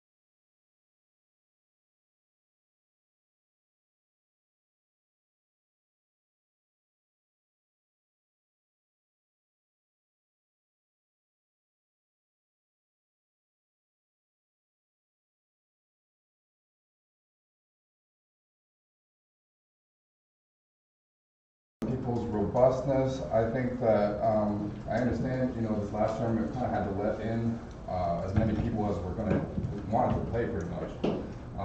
But moving forward, I think that, you know, the numbers are gonna increase, and there is a concern about having people with really low robustness play in divisions lower than they should be. So at the minimum, I think that you should have 200 games in the system, and that Salado shouldn't be allowed to use to make to meet that minimum requirement. And then if somehow there is some stipulation where you're allowed to participate under 200, then you should have to play in one division up. Kind of doing that. Okay. What we're doing. Next, Ed, on your list, please. Sophia. What I think will help with this kind of situation, and I can speak from personal experience, I share the same experience as Julie, and what it does is it discourages players from wanting to play in the next tournament when you feel like you're letting people who assumedly cheat their way in. I played a person who played Ghost League. I don't even know what that is, and that's how they determined his 36 robustness to make him what he was. Right after I played him, he got disqualified because they found out that instead of being a 475 or what 465 that he was listed, they made him a 575. And this was in Vegas after spending how much money to get out there? So that made me feel like I didn't want to play in this recent event, which I didn't. And it discourages me from wanting to play more. Anyway, back to the point. I agree totally with what Michael said, that if you have less than, let's just say even 200 to 150 robustness, you have to play a division up. And that's just kind of how it should be. But more so to help do something and be more proactive. Maybe either the tournament committee or the competition committee can rally up a group of people to do something called like a player audit before the actual tournament. So if you do a player audit, maybe do something like research what their starter rating was, research their games, have that ability to see if majority of their matches in the system are from Salado or not. But having some kind of audit system before tournament. Okay. Next up, Ed. Nikki. I like what you said about being discouraged, because whatever the starter rating is gonna be, if it's gonna be 350 or 400 or whatever it is, that there's always gonna be people that are sliding in under that radar, so that bracket, whatever, if it's bronze 2 or whatever it is, that one's not gonna be a fair match along with all the other matches, how they go hill, they're real close every time. That's gonna be the one bracket that's not like that. It's gonna be the most up and down, and likely the person that wins that bracket is always gonna be the one that was misnumbered, and it's gonna discourage those players from coming. And if that's our goal, is we want to get those guys motivated to come back, that's how they're gonna feel, and we're gonna start losing them. Just like right now, I feel like we've lost a lot of women players because I feel like they don't have a chance anymore. And I don't know what the numbers are, but I'm sure that we've lost a tremendous amount of women players this last time because of this kind of thing. Okay. Rob? Thank you. Rob? Yeah, so we have a competition committee, someone brought that up. I like exercising that, and to me, the parameter for the competition committee should be completely wide open. In other words, if we see a team with 3 established 650s and they bring in a 300, and during the tournament, it's clear to us that isn't fair, then that competition committee has the option to do something. So that's an idea. I have a question. How do league operators establish a starter rating? What do you do? It varies league operator. Go ahead. I can kind of explain that. So, as far as the league operator goes, I will get a couple of different rated players that are playing in our league, and we'll watch him play, a few games prior to, and see how he does. And I will, I don't ever go under 300. It's usually 350 and that's somebody who is absolutely terrible, but I shouldn't say terrible, but anyways. Very new to the game. But the majority of the ones that I'll do a starter rating at is 425, 525, 550. It just all depends. I've even done it at 600 just because of the fact that it's a good enough player. But I think you know, and every once in a while, I go through all the divisions, and I look at all the players in the NPL divisions to see what their starter, if it's a little robust, I'll look and see what the starter rating was. And sometimes, you know, when you're setting them up, you might not put in a starter rating, a divisional manager might not put, it happens. So I'll throw something in there higher than what their Fargo is right now, but it'll eventually equal itself out. So. One of the things that we've done is we'll wait 3 or 4 weeks, the first 3 or 4 weeks of play, I'll talk to my established players, especially higher level players, say, hey, where do you put this person at? And pretty much everybody across the board usually agrees within 25 points of where the person should be started. And then I put in those 3 or 4 weeks worth of stuff to go into Fargo, that way. That's what I've done. Yeah, and for the majority, I mean, even when the guys have told me, oh, he plays right around that, or plays right around so-and-so speed, so, you know, and usually it's pretty darn close to that their Fargo rate does not move a lot, even not being established, so. Okay, any other questions, Rob? Yeah. It's your floor. So we talked about minimum robustness, and there's 2 challenges to that. If you have someone who plays just league, it could take them 3 years to establish Fargo. Yep. So that's one thing. On the other hand, I have gone to tournaments where 400 is the minimum, and I'm not opposed to that. So there's 2 trains of thought. In terms of Salado, I studied a little bit, but frankly, it shouldn't count. That's just my opinion. Someone explain that. What's It's an app that you can do on the phone. It's affiliated with Shalom, correct? I don't think so. I don't think No, so. it's side by side. They partner with Fargo. Yeah. They parted, okay. Anyways, Partnered. so it's an app that you can get on your phone. But so like you and I can go play 20 games and report it under Salado, and it gets reported to Fargo. And there's a fee for that, correct? So it's. I think, Yeah, there's a yeah. fee. Yeah, there's a fee. And they also, The app is free. Yeah. Right, but if you're talking to somebody that wants to help you with your Fargo, she can toss all of those 20 games. Exactly. I mean, Or we should not vice be, versa. how are we allowing games happening in your garage with your buddies being? We don't sick have or control of the Fargo? system. We Yeah. don't own the That's the system, challenge, we right. agree to use We it. just use it. Yeah. It's not our system. We gotta stop acting like we wrote Fargo. We didn't, people. It's not ours. But in reality, Salado, I don't think, even though there's been other reports or whatever, that it is accurate. I honestly don't feel like it's an accurate.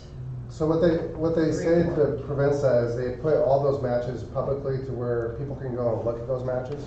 So supposedly, if someone sees that someone wins way too many games against a person, they could throw the red flag and report it.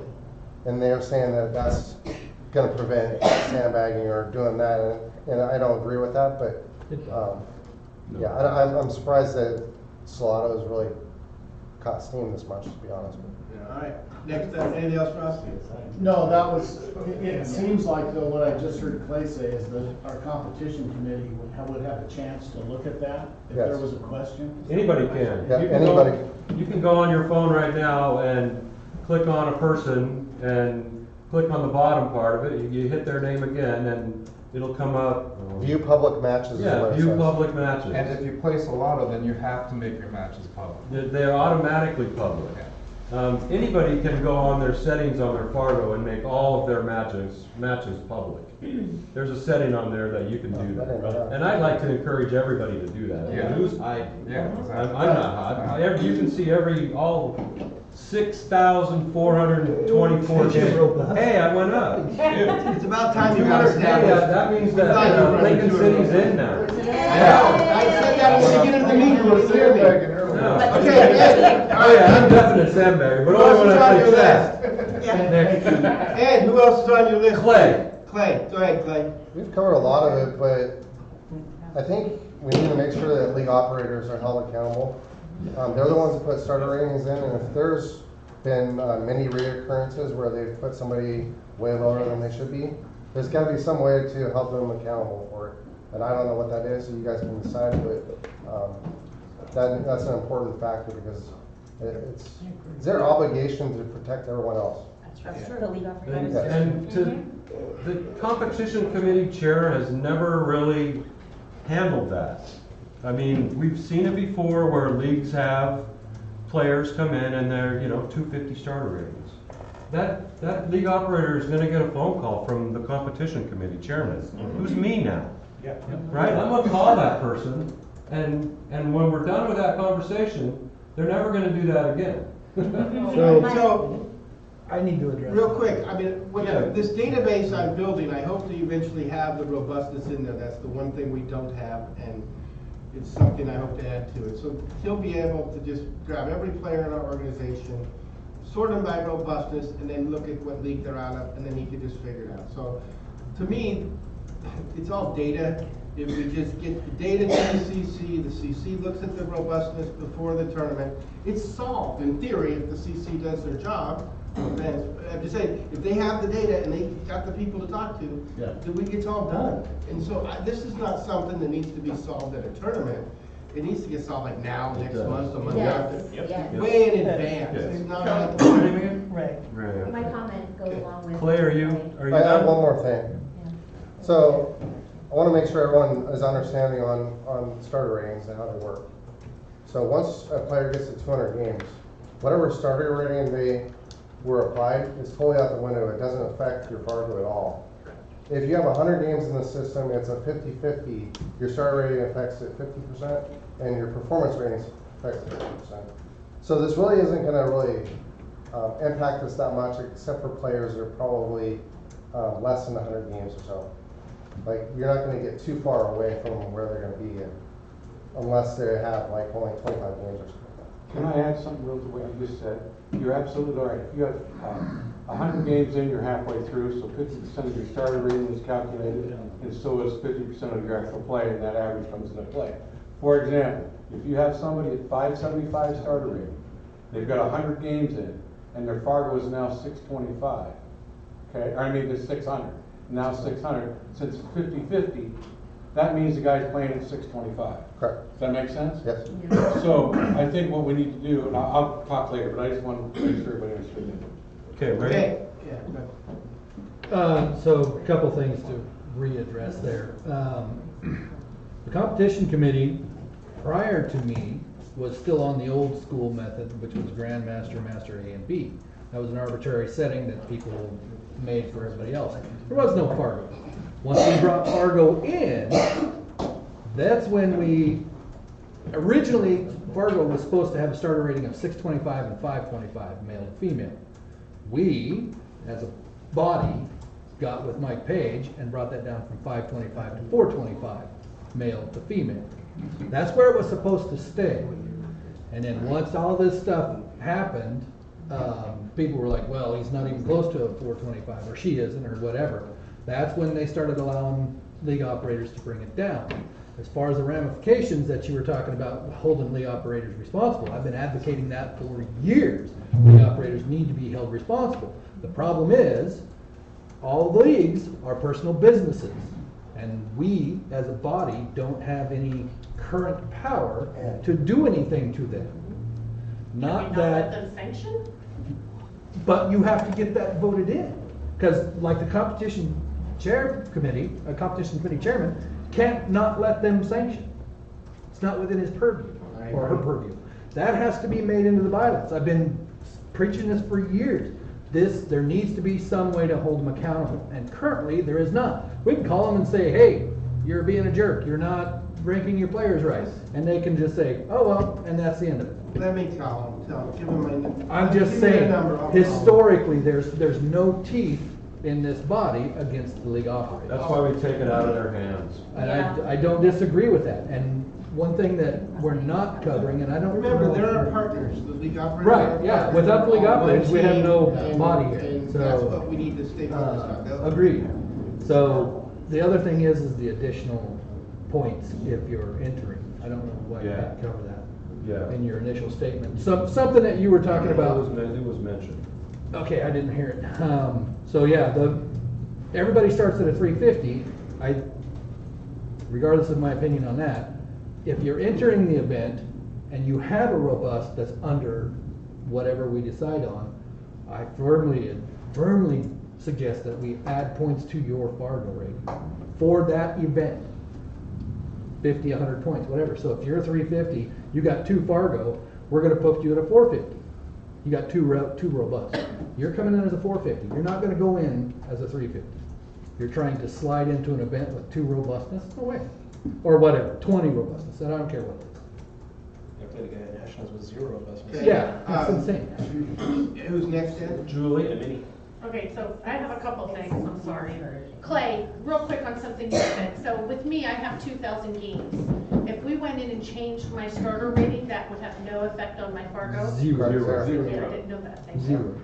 350, I don't feel like personally, I'm not sure why we changed from the 425 and the 525 because I don't even think 350 is high enough. I think Agreed. 350 should have to be approved. I think if I try to enter someone in as a 350, I should have to tell Tammy or the competition committee, this is why. My worry about robustness, so we're saying robustness, we shouldn't allow anybody, maybe not allow them if they're not 200, maybe not this. I have a ton of new players. I don't want to discourage them or make it to where they cannot go. But I feel like we are a small enough organization, not like Nationals, where if Tammy gets the entry and it's my player and they have 50 games and they have a 450 Fargo, then I can get a phone call saying, hey Julie, should this person really be a 450 Fargo? What is that based on? Is this correct? And then I should be held accountable that, and maybe we don't have the way to make it the league operators accountable, but Tammy can certainly make me not a division manager anymore if I keep entering people at the wrong division in the wrong place. I mean, my daughter's been playing for years. Well, she's just now robust, so it would have been 4 tournaments she couldn't have played in. When we should be able to trust the people putting it in, and if we can't, then we need to get rid of those people. That's where the player audit comes into play. Exactly, yeah, and I agree with that. Yeah. And we should be able to call the division manager and say, okay, well, this is Ed, and I want to know why that player is there. Are they really there? And let's check them, and check them before the tournaments and whatever. But I hate to see us penalizing the people that don't have the games, because that's not their fault. They're trying to get there, and how do they get there? But I don't think 350 is high enough for starter ratings. I think if I want to start someone under a 425, I should have to give reason. And I did. When my daughter started and her husband started, I actually got a call. When I started them at 425, I got a call from Mary asking why I was starting them so low. Why they got picked, and they were both right, because now they're both way lower. But I don't think we should. I think it should be higher, and I don't think we should find a way to police it without penalizing the people that don't have robustness yet. Okay, next up, Ed? Yeah, Potter. My answer is recorded. Bob. One of the things that league owner-operators could use that I don't think many have been using is there's a conversion charge. It's better than nothing. For example, there's another league, and that league, players come into our league. Well, if they're at a certain skill level, and let's say that skill level equivalent is 450, you start them there. You don't start them at 300 as a best guess. And there's tools out there that we're not using. And I think we need to look at those tools to do that. Yeah, there's the chart for, Yeah, whether it's a there's the master, grandmaster, the old school style, it's got the tab, number, it's APA, got all of them. Not super accurate, but. And how many times have you seen an APA 5 come in as a 300? Yeah, but we have APA 5s that are established 300s. No, I don't. Oh, yeah. Oh, yeah. All right. Yeah. I'm I'm an APA 5 and I'm a 404 Fargo. Okay, next up, Ed. Robin. Mine's already been. Steven. The only thing that I just want to remind everybody is that Fargo is a plus or minus representative of 75-point average. So at any given point, if say your Fargo is a 425 and you got 600 established, I mean, at any given point, you can play as a 350 or you can play as a 500. It's an actual representative mean is what it is. So we need to not forget that because, some people play differently. The other thing that ties into that is that player condition intensity ties in a lot, because a lot of people will, you know, if they're just playing league, they hang around their friends, they're drinking, they're having fun, they're relaxed. You know, if you try to play a tournament in that condition, in that environment, you're never gonna play close to your peak, ever. It's not conducive to it. And so, I've seen that a lot, like with APA, I've been involved with a lot of tournament committees and player analysis. And there's players that'll swing, you know, an entire skill level from, like, say a 6 to a 7, just whether or not even if they're drinking, just the people they're hanging around with. You know, when you're playing singles, you don't have an entire table full of friends coming back and high-fiving you after every shot, and, you know, it just breaks your focus. And that's something we're never gonna be able to police. There's some issues lately with a person posting on Facebook about Fargo maintenance, and, you know, things that people can do to to try to influence their Fargo. And the bottom line is we can't eliminate that. There's just no way. I mean, if someone wants to put it on Facebook, yeah, we can do something about that individual person.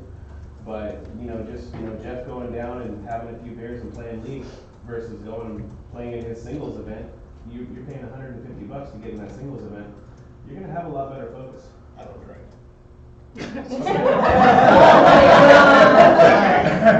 But if you're hanging out with your friends, I mean, just a social environment. If you're hanging out with this table of friends, you know, you're going to play one game and coming back and sitting and talking to everybody, you're gonna have a completely different level of focus than if you're in a match, you stay engaged the entire time. I don't talk to nobody when I'm playing.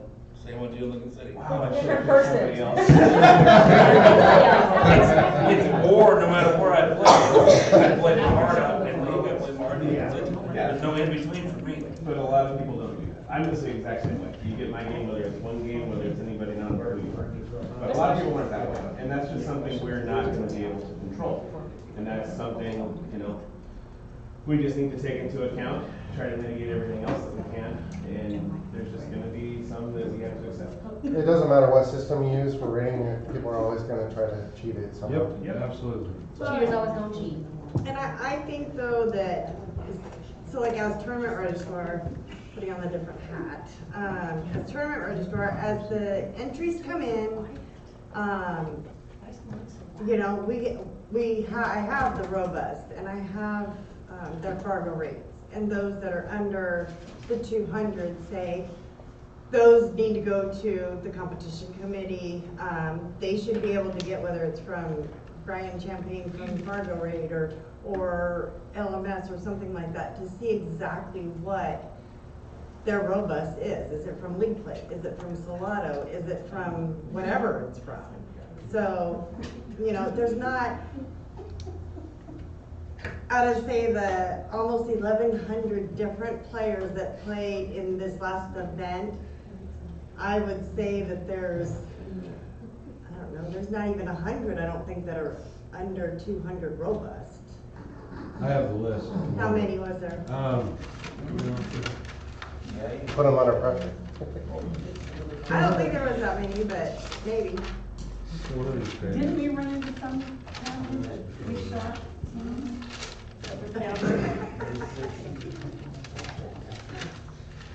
Let's see, I got one full page, so that's like 30. And this was just singles. 50. Yeah. And then teams, there was a few more. Yeah. But I mean, even so going down this it was list. out of almost 1,100 total players, different players. There was there was under 100. So. And of all the players that were unestablished playing singles, I mean, we had one guy that took second and one guy took fourth in silver 2. In bronze 2 or 1, which are the people that, you know, I'm trying to protect the most with the 350 minimum starter rating. None of these players, one guy got 9 in bronze 2. And I mean, that's as best as anybody did that was not established. So it wasn't a horrible wash. I mean, it was a takeaway. This time. This time, exactly, exactly. Yeah, last time, not so much. But this Teams time, and Scotch, I mean, it was a little bit different. There was, you know, there was the one. But like this time, like I One said group that earlier. did real well, that was really under robust. But isn't the Just to say that this event, I mean, there was a handful of players that I know even just started playing just this year. It's their first time ever. So they maybe weren't even qualified, they weren't established, but we got an exemption for them to let them to play. So, I mean, this time was a little bit different. I know moving forward, we will be more sticklers as far as qualifying, qualifications, and all that kind of stuff. Yeah, there's gonna be nobody in there with 10 games. Yeah, You know, no. they have to play a No, qualifier. Yes. Qualifier's, 8 weeks, at Yes. least 2 games, so they gotta have at least 16 games. Yeah, Okay. exactly. Anything else? Tammy Cody Bear. My only thing is, when whatever is decided regarding starter ratings, any of that information, a letter needs to go to the league operators. Absolutely. Because how Maybe many, crayon. what percentage of league operators are not here? Exactly. And, I mean, we've got a bunch that are really small, that never follow anything, never hear anything. They're just out there doing their own little thing. And the communication issue is the biggest thing with the league operators. Absolutely. And we should all be doing it the same way. Exactly. I Exactly. want to bring some about the communication issue. My goal is to get to sending out an e-newsletter at the end of each one of these things. So, we're not there yet, but I'd like to be able to send out an email that says, here's everything that happened at the meeting, what you need to know, what you need to do, that type of stuff. But I think a specific letter that says, hey, Suzanne Mackey, you must start your graders at this. You must, if they do not have 200 robustness, you must go in and look at their efficiency rating. And these are the new parameters set out by Western. Said to, they don't go to the website, they don't go to an email. It is something in their hand that they have to open. All three. And that they have to Yeah, all acknowledge that they three. received it and read it. I do want it publicly on the website, just for all players to see. I want everything we do to be kind of public. It shouldn't be hidden, it shouldn't be a mystery. And then that way, if any of the player reps, anyone in this room has problems, they can bring it to the next meeting, right? So, yeah, I do want, so I am gonna have a competition committee page on our website that has all the stuff the CC's recommending. So the new public facing thing, and I think it's a good idea to do letters to. Then you'll have players policing it as well. So next up, It's Jackson, and he's last on the list in case anybody else. So this is closed. Yeah, I think, I don't wanna, murder this, but, I think Clay said something about the fact that the starter rating drops or not starter rating, but your Fargo drops faster than it rises, right? Ed said that? Okay, Yep. so I think that's one very important thing to think about when we establish the starter rating. So the higher it is, it still has less impact, right? So, yeah, the higher it is, the faster it drops, right? So having it higher, 425, whatever that might be. That's is actually not correct. safer. The higher it is, the further it has to drop. It won't drop any faster. Well, right, but you consistently lose or whatever, you're gonna drop, right? Yep. So I think that's important.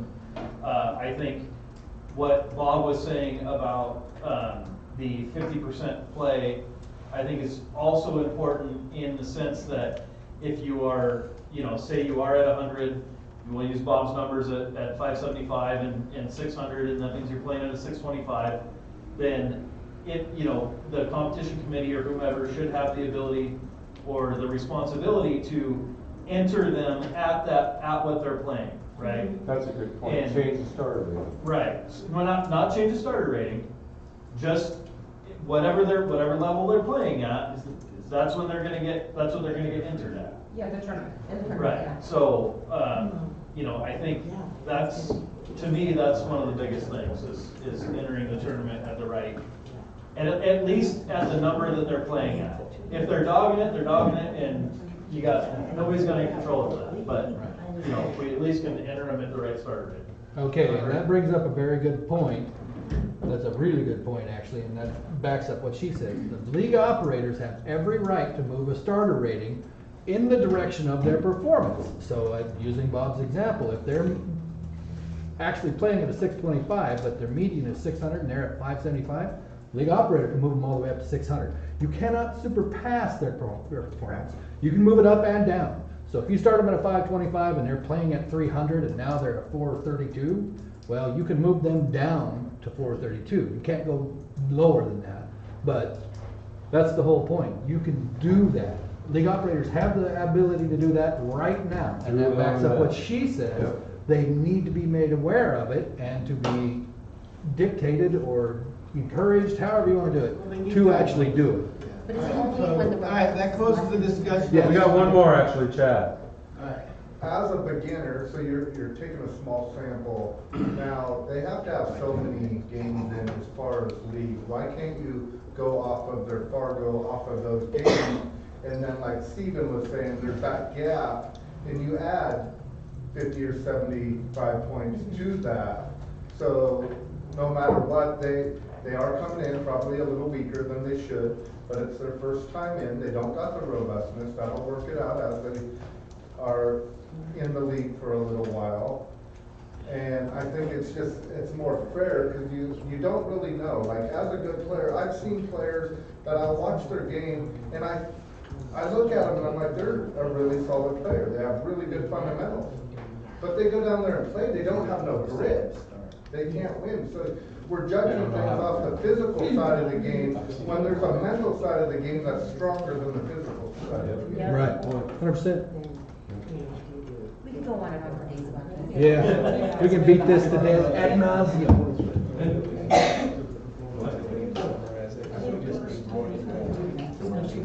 All right, guys. Real quick, we'll close the discussion on this issue. I do want to have a couple of straw votes. The straw votes, not binding and not official, it just gives this group an idea of where we're going. So, we're going to straw vote on a couple issues. One that was brought up was playing up a division if less than 200 robustness. So the other one was possibly adding 50 points to the performance rating of people with less than 200 robustness. And Isn't have the that- league operators do that prior to sign-ups. Isn't that an either or though? Yeah, so we're gonna vote on two issues. So a straw vote, unofficial, then we'll try to get a motion. Basically on which one, We'll see which if- one Yeah, you which think one we we should should do Based it. off of one of these. Can I ask a question about that? Well, Because moving them up, if they don't have robustness and moving them up, how does that help with teams? You So- can't move them up a division from one player. So this is, say adding 50 points or whatever to their Fargo rate. What I'm talking about is the starter rating. So say if they were started in at say a 400, I'm just throwing that out there. Say they started at 400, but they're playing like 525 or whatever. You know, before signups begin, the league operator can go in there and go through those ones that don't have the robust, that are under the 200, and they can adjust those. But they can't suppress what their actual No. performance is. So that's Correct. a non-starter because you can't move their starter rating up past what they're performing at. So if you got them at If their 525, starter rating was a 400, but they're playing like right around 525 now, and their Fargo rate's a 525, that's only if their Fargo rate is a 525. that's what It I'm wouldn't saying, be. that's what I'm saying. Yeah, Well- it can't be their starter rating, it has to be the performance rating. And we can actually get around that, Ray, because Yeah. all we have to do is send an email To to Mike. Brian Champagne, who does LMS, Or- yeah. and say, hey, Brian, I need this guy's starter rating raised up to 525. Right, we could do that. Because you can't depend on the league operators to do it because. No, it wouldn't be the league operators doing it, that's the whole point. Okay, look, do we want to vote, get to a motion or not? Do you want a motion to go? I'm trying to get an I idea. want of the, this towards a I want the motion. right motion. I mean, Exactly. I don't wanna How do you just. wanna word it then? Well, I think if we How do you wanna go for a minimum starter rating, Right. whether it be 350, 400, whatever, I don't think we need to actually add points to people who are under robust, because they're already gonna have a fair starter rating Oh, yeah. according to, you know. Okay, so one thing we should consider in our starter rating is we should actually put people at a starter rating that's gonna be in the silver bracket, because the bronze is more the people that we wanna protect, you know what I mean? True. For performance. You know, most of your players when they're starting out, you know, I would think that we typically look back and see what the silver bracket starts at in most of our tournaments, and then start and commiserate with that line, so it'd be just inside the silver. So then basically vote on, is that what we wanna do as far as the October event, that they just move up a division? I just disagree with that. No, I think if we just handle it on the starter rate. Right now. Start small. But that's gonna help with the players, the new players going forward. How do we police the players that already have, are we going in and changing their And starter that could be ratings or? Yes, proposed if for they're, the if next they're in meeting. divisions now and they're After not it's researched. robust, Based on we the can performance. change their starter Yeah, rate. that's, let me say this relationship, what I talked about, 50-50, it's just a mathematical thing. We could take any player, for example, see what their starter rating is, see what their current rating is, they have whatever robustness, 35 games. We could do a mathematical formula and figure out what the performance rating is. And we could literally take everybody with robustness under 200 and everybody with the starter rating, do a mathematical, and we'll go right down the list real quick, and it'll show us what every player is. We can do that when you're registered, right? Yep. And it's just, it won't take long, it's 5 minutes, literally. Literally, do a mathematical, and you'll see what the performance is, and move to the performance rate. Ed? Tammy, what's, Then no need to vote on, we don't wanna do it, change any of that, we'll just move forward with the. Competition committee, I'm good with that. I'm good with that too. the motion is All right, just to guys, do a so, minimum. Ed, does this sound Move acceptable? forward then. Gonna move forward, is that a motion? No. No motion? Tammy has something. Tammy has something. I was just gonna ask Ed, what if you just do the starter rating thing at this, and then you can research what you want to actually make a motion for the next meeting, so that you have the background, the information, I let think her we should, yeah, we do should at the least straw start poll, with so starter that you ratings. Let's guys do the have an start, let's make a idea. motion that we have a minimum I'm starter ready. rating league-wide All right, I've written the. of 400. Is everybody good with 400? Let's- Those people, they're gonna Ed, drop like a rock. Hold on, we're gonna write the wording exactly written clear, because she's gotta type it, and that's what's official. So I wrote down this, if you wanna change it, tell me, then we'll vote on it. All entrants with less than 200 robustness must have a starter rating of 350 or higher, or do you want 400 or higher, prior to entry. The key is to say or higher, because you want to. Prior. You want Yeah. Yeah. a Or higher. minimum legal That's- operator. So is that acceptable to you? Yeah. Okay. One more time, I'm gonna read it. All entrants with less than 200 robustness must have a starter rating. Okay, left side top. Must have a starter rating of 350 or higher prior to entry. Okay, if, Can I say something? what? Why wouldn't we just say any new player has to start at? Right. 400. All league operators must put a minimum entrant of 400. We want to, Yeah. we want to give them responsibility. They're low. Gotta be a minimum. And they want us to enforce this. Minimum is 400. You wanna change the wording, Ed, to all players instead of all entrants? Because it's not only about the tournament. All players under 200 robustness, Yeah. all players under 200 robustness. Okay, all Western BCA players. Tammy had a really good point to start it out with, Should that be with all just league league players, not- operators will put them in at that, so it's Yeah. one Minimum. person the Not put them at, responsibility. but. There's minimum.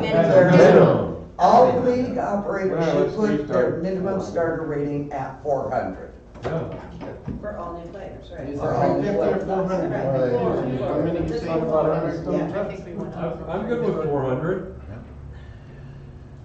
I think 400 good. 400 was like the bottom or the top of the bronze division, wasn't it? Yeah. Bronze 408 one, at the top. 408 was the top. 408. We need to be below the top. And you're gonna drop like a rock if you're start at 400 and you get 20 games in and We you want win them at the two. top. Now you're at 350. Jared, Okay, so all Western BCA, Is this male and female? all players. All players. Cargo is Minimum. unisex. This is just the minimum, it doesn't mean that's where they're starting. If you can hold the stick, you need to start at 450. If you can make two balls with the stick, you need to start at 500. Hey, Good. hey, wait a Calm minute. down. Losing the point. Let's get to the item. All Western BCA players. All Western BCA league operators should start each new player with a minimum starter rating of 400. Yeah. I would Okay. capitalize minimum. Do I have a second? Hold on, do I have a second? I second. Excellent, we're moving to a vote. Can it say will? All those abstaining, out of order, stay in order, please, I've had enough. All those abstaining from voting on the issue. All those against the issue, one abstention. Scary. All those in favor, well, we're gonna talk forever if I let them. Yeah. welcome, but you have to stay on top. Okay, so one abstention? One abstention. Yeah. And everybody else is And voting. everybody else is Motion carries. You know, that's why nobody runs against you. Because of this. Carry a big stick. Well, go ahead. That word should gives league operator discretion to shoot. Yeah, it That's should the be problem. will, not should, that's That's what I the was. problem. Yeah. You said should, it should be will start, minimum. Okay, revote. All Western BCA league operators Start. will start their new players. Yes. Okay, we're skipping to the yes. Okay, yes. Any abstentions? Any abstentions? One abstaining. Okay, Any done. not? Any opposed? Okay, no. Still, there you go. Now we can move on. Thank you. You want to break or want to keep rolling? Break. Keep going. Keep going. All right. Now all of a sudden they want to move along. Isn't it great? I love it. Next item on the agenda. Read it from the exhibit. We need a membership vote to change our tax accounting from a fiscal year to a calendar year. Jackie? Since we have changed our, memberships for a fiscal year, or a calendar year, I would like to make our tax records also a calendar year, because it'll make it so much easier. That will probably change our annual meeting, probably like December, because right now it's May.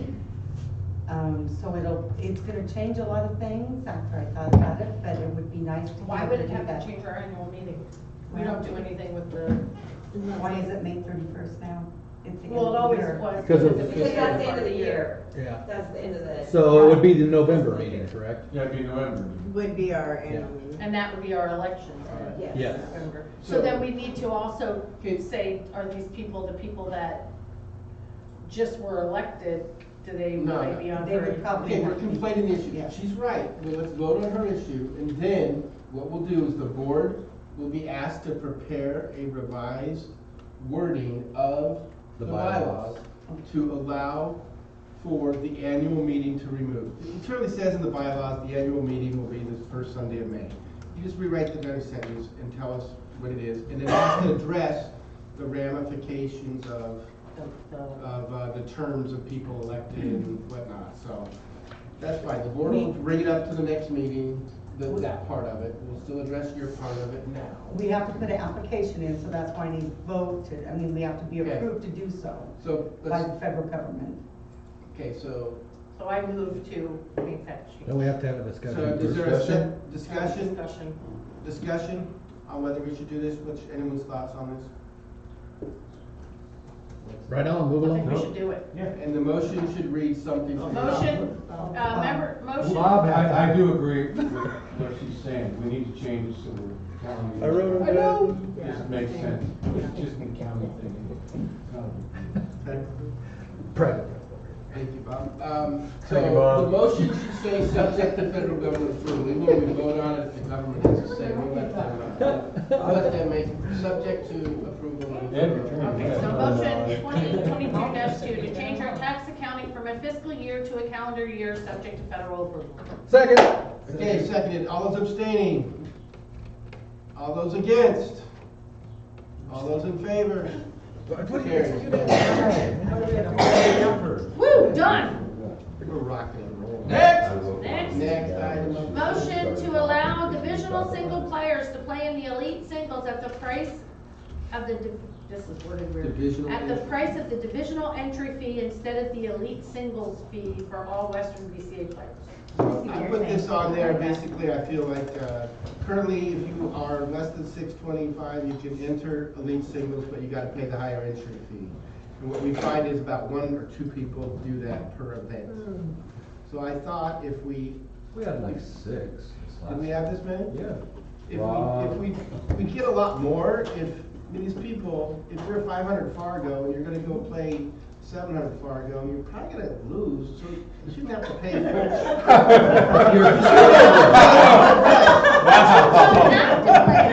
I know. It's calling you out. All right, Straight out with this. discussion. We got Tammy, who else wants to discuss this issue? Anyone else, raise your hand? Ray? Not me. Nikki, Clay, Rob, Julie? Got all those heads? Yep. Did All Chad? right, Tammy, start us off, please. Did you have your hand up, Okay. Chad? Oh, okay. Granted that I think it's a nice idea to allow players that are under, say, 625 and under that wanna play in the league to pay the, say, the 75 instead of the 125. I just, knowing with the master transmittal, and then you're gonna have, different store items at different prices for the same event, doing it that way, that I see that to be a mess. Yes, a mess. Okay? I see that to be a real headache. That's what I was stating when I said, that's gonna be a real headache. Okay, you good, Tammy? Yeah. Ray? Lingo? Not me, the other one. Cleaning color, good, Yeah, yeah. good effort. Ray What, other than the courtesy, is the benefit Yeah.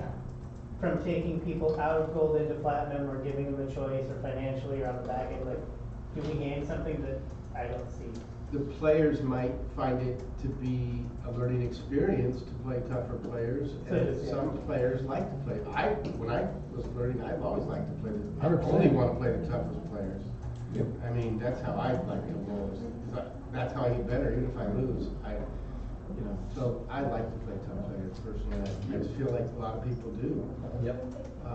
So that's the only benefit. And I think we should help people get better.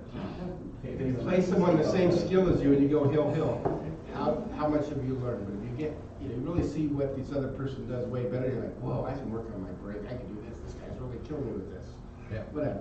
It's a whole other level of lessons, I think. But that's my 2 cents. Go ahead, next. Nikki? A couple of things. One is they're playing in the elite for the pride of it. And so I don't think that they're gonna mind paying the extra money to be in that thing. And I think if we wanted to do something where they could play a little bit above, that maybe there's a bracket that says on your entry form, it says this is your Fargo, but this is the Fargo that you wanna play at, and it has to be above. So say they could bump themselves up 50 points if they wanted to, and play in that bracket instead. But I think that they're doing it for the pride. They're already paying for the hotel, the gas, the vacation time. What's the difference of $150? That's not the driver that's making them play. I think the driver that's making them play is that pride that's in them, that they want to be the best that they can be. And we don't need to give them a coupon discount for that. Okay, good point. Good point. Next. Rob? Good point. So having been in that exact position, I wouldn't get the discount. Okay. Julie?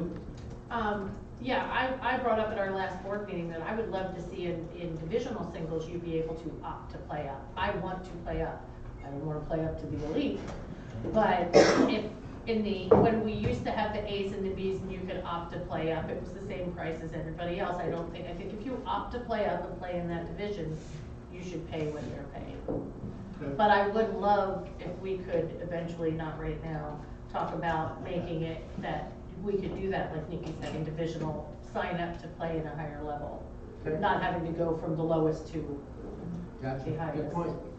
And I'm last on the list, and I agree with Julie, and going forward with our new entry system, hopefully we're gonna, come up with, not using CSI and, using our own stuff.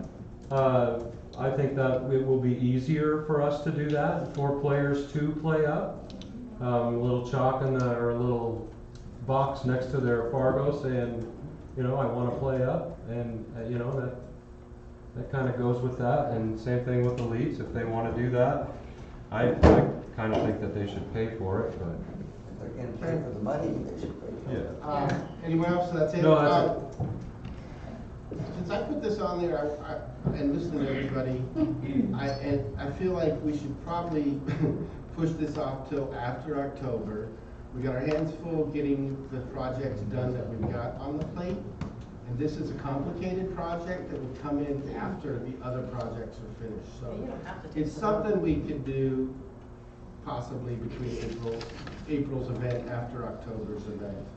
So I think it's something that should move to another agenda down the road, so. Tabled. Now I'm just not gonna make the motion, but I'm gonna vote it down.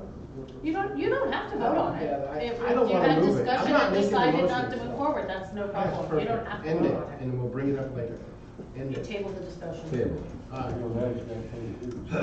So,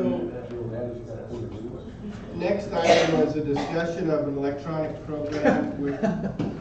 As everyone knows, we used to do these paper programs in the past. We're going to have a PDF version of the program that Sophia's going to help us write. And we'll also have an email version that'll go out possibly.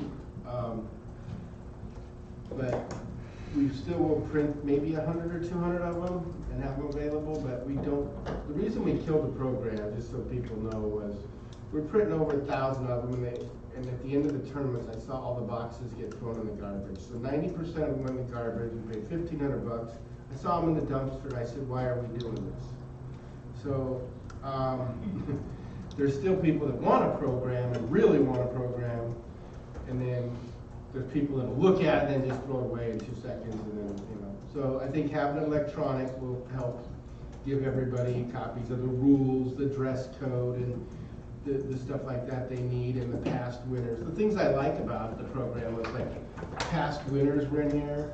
So we got these images, we can put them in there and say, hey, honor the people who won last year's 9-ball tournament. It's cool to see your name. So all those people with their picture, they're gonna want a paper program. But maybe everyone else who's not in there doesn't really give it, you know. So, so yeah, if there's any thoughts on the program, I don't plan on spending the kind of money we used to, but I do plan on spending a little bit on the paper copies we do produce. So go ahead. I like your programs. I got every one I've ever been to. Good. Can you share some with me? You got this one You from can't the have last one with one? my wife in it. We didn't have one. There's questions, a lot of people, like people that sponsor the tournament. And we're good. They want the program, What's his but they name? say, hey, look what I did. This is in the bar. They put it on Okay. the wall. We got this going, Ed. We got Sophia, Jack, Sophia starts. Jay. Yeah, you're good. Okay. Sophia? Okay, the main point of changing it over to electronic, because as you know, this day and age, the electronic clicks, the electronic counts, those are what's going to really draw in sponsorships from various other companies. And I'm trying, what my goal is to reach for companies that are outside of our normal realm that we work with, outside of the restaurants just around the area, outside of the hotels. I really want to reach out for a broader, more richer sponsorship that people, and they need that, they need the data, they need the click counts, they need the organic clicks, they need the views, they need some kind of tangible number, some tangible data in order to find the value in what we do and find the value in sponsoring our events. So moving it over to a PDF, it's not that we're getting away from the actual physical programs, because I myself am nostalgic. I love having the programs. And I'm a little goofy. I like people signing it, who I care about, people who I meet. It's like, it's a fun, again, tangible thing that's in your hands. But in today's world, in order to garner a lot of the things that we want to build our program bigger, we need it to move digital. Okay, Jeff? Huh? Jay. Yeah. Well, I thought you were getting back. Answer the question. So I'll get back with you on that question. So I would, on the same page, Sophia was out with that. The one thing I'd say is, we have the ability to purchase and do the team shirts and pre-orders and things. I would put it on it for $5 to buy yourself a physical copy. It wouldn't take much, because there are gonna be people that want that. Yeah, it'll probably be $5. So if we spend 500, my goal is to make our 500 back. That's how I do a lot of stuff that you see for sale, is literally break even. So I'm not spending the players' dues on stuff. I'd rather spend the players' dues on the added money and giving to the players versus pieces of paper that we gave out, you know. So that's my approach to handling the money. There's a lot of people that like to take that kind of stuff, have it signed, and then put it up in their pool rooms in a frame, if they are a winner. So, I think, And $5 is not, no. nobody, It's- if you're they covered- want it, they're gonna hopefully be covering like, the yeah. cost of the print, that's it. Christie? I'll talk real quick. It was really eye-opening for me when we were down at another league's nationals in Vegas recently. And I had some guy come up and start complaining about WBCA because he couldn't play in Lincoln City. And I asked him why. He goes, well, I wasn't allowed. I said, well, where do you live? He goes, I live in Vegas. Well, of course you can't play. But if we've got players coming up to me going, oh, you live there, that's a great league, I wish I could play there. If players are seeing it, that means that companies are seeing it. So the more digital footprint we get, the more bigger sponsors we can gather from outside of our area even. So that was eye-opening. I got a rod manufacturer. Next up, Melissa. I think digitally is amazing, and for one very big reason, sponsorship, because we can link, attach this, link, click here and go to my website. You know, this is gonna open up the whole nation, you know, for us, for local people. Yep. So. How many hits did we get on the website before? 250,000. 250,000 hits on our Western BCA website before the event. I agree with that. It's a huge tool. Nice as a sentimental. We need to use it more. Yeah. That's why I put the stream on the homepage, so instead of going to 9 different YouTube links, you go to our website, whenever they're live, our site will pull in, the minute that streamer goes live, it'll pull it in, and it's live. So if it doesn't work on the website, that means the streamer's not live. All our site is doing is going out, asking YouTube, is the video there, is the video there? Boom, it pops it in. So, yeah, I mean, that's why I wanted it on our site, to be able to offer advertisers that space. And you said that was before the tournament, right? Yeah. During the tournament, when the tournament's live. No, I'm saying that the 250,000. That was for the 2 Yes. months. I can show you. Before the tournament. Do The we month know? before and the month, Okay. so I use a 2-month window for that. Okay. We List have- is done. Okay, next up, discussion's done. That's it. Excellent. Unless Jeff, you want to? Right. Well, from another league from mine, I have a question that they play this USAPL and it Yeah. affects their Fargo. Yeah. That's from Lebanon League. I Yeah. want to know that question. They're both owned by CSI. Okay. Okay, And they both use LMS. Okay. so that covers that. The last item I wanted to discuss was Hall of Fame criteria.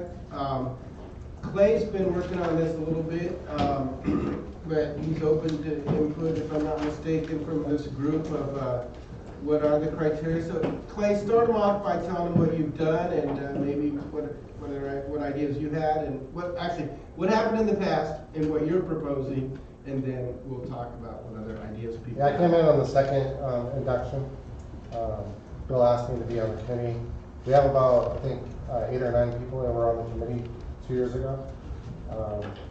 So I'd like to come up with some kind of criteria that we can post on the website so people will have an understanding of how people are inducted, so that it's clearly communicated and everyone knows what's going on, so that they can't really complain or have concerns on how people are getting inducted.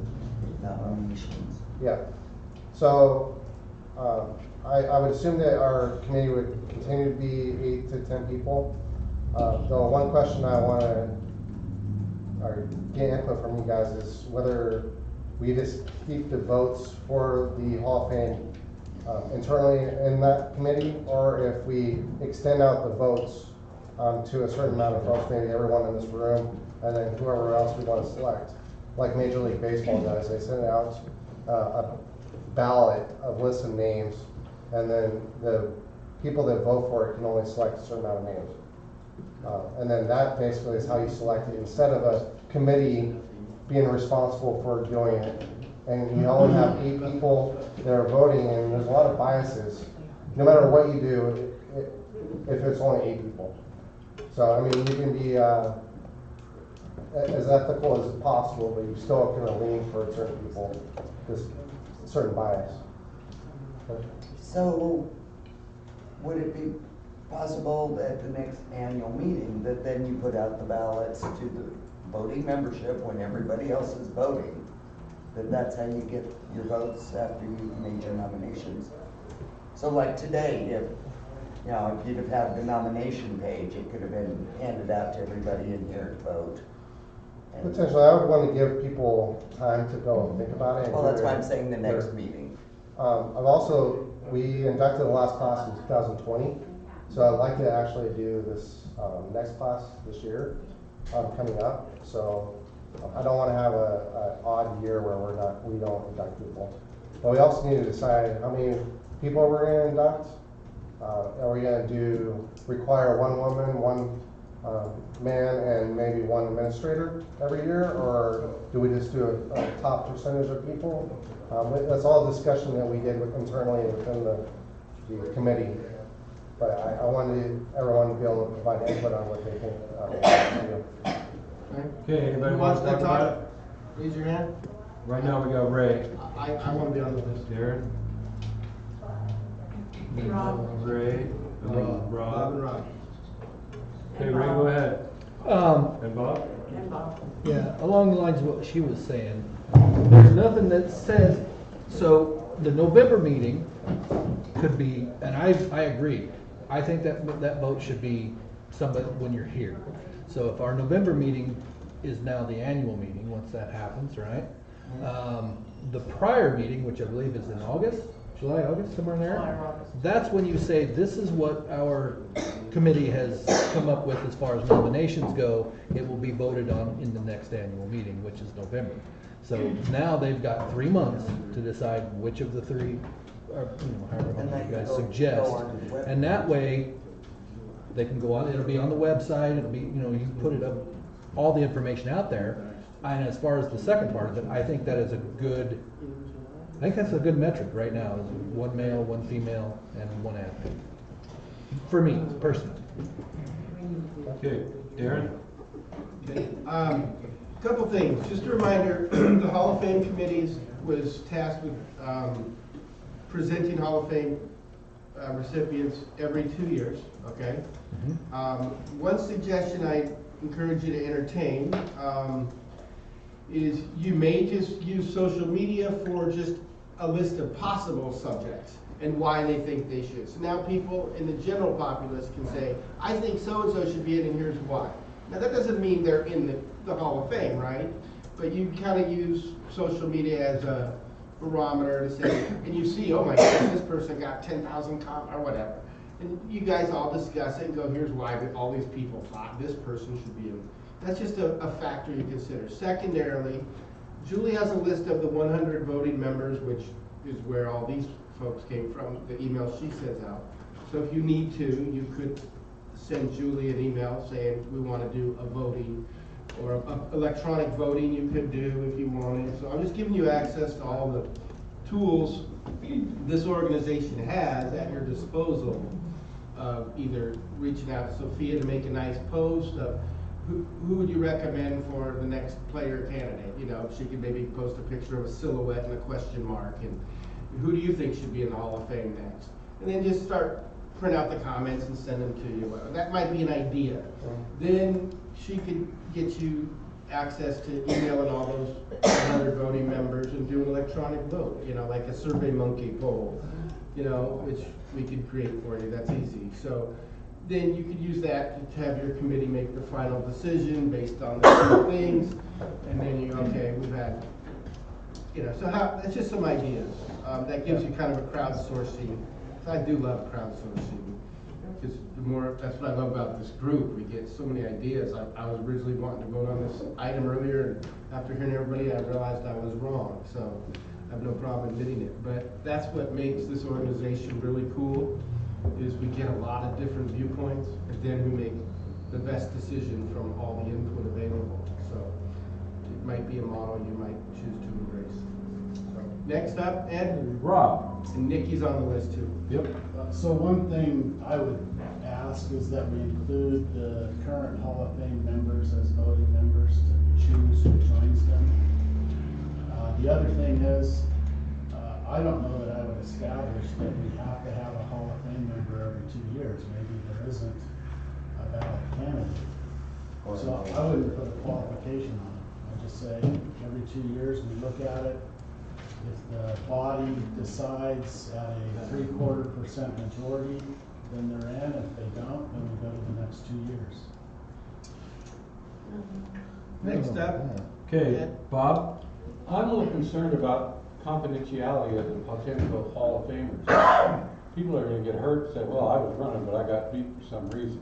I think, I like your committee, but I think instead of 10, maybe you should have 30, but it's all confidential. You don't let the nominees out. It's confidential. People are going to their feelings and say, well, why did you get it over me? I don't get that.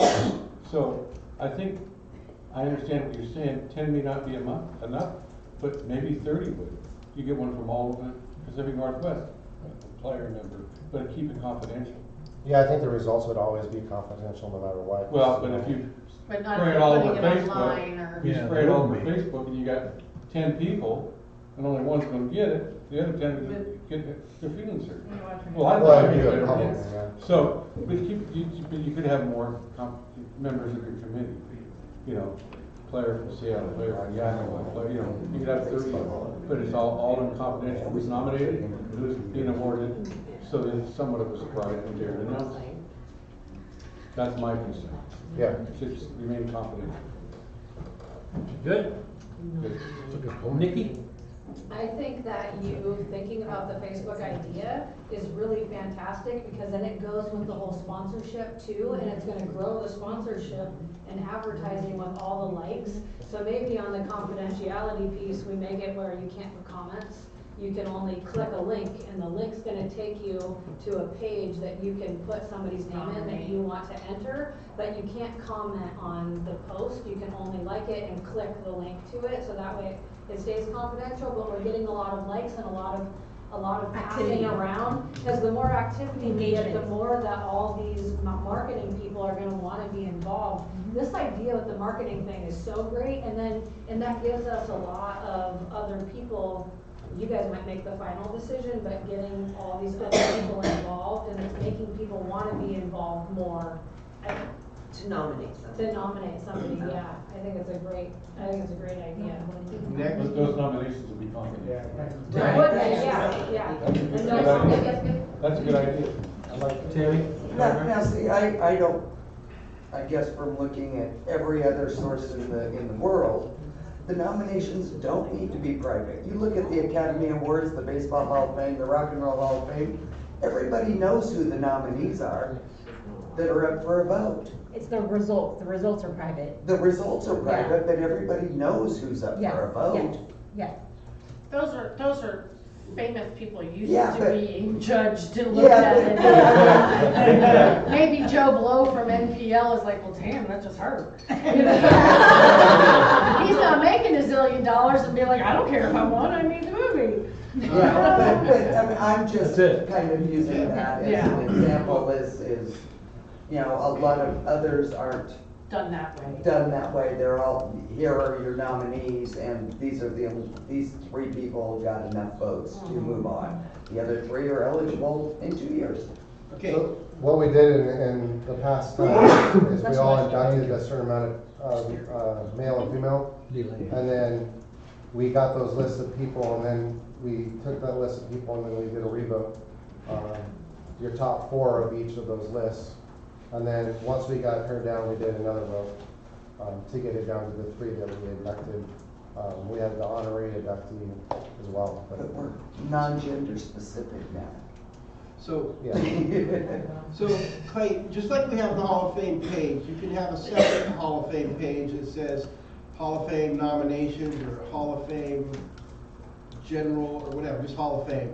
A second link webpage that says that you could allow submissions to the nominations via a web form that goes right to you guys and bypass the social media. I'm just throwing it out there. Any tool we have, you can have access to, and if it helps you guys, that's what I want it to do, is help. And so, yeah, I'd love to have a list of criteria, Hall of Fame criteria on the website, you know, of minimum number of years of Western BCA events, for example. Let's say you gotta go to 5 events or something at least.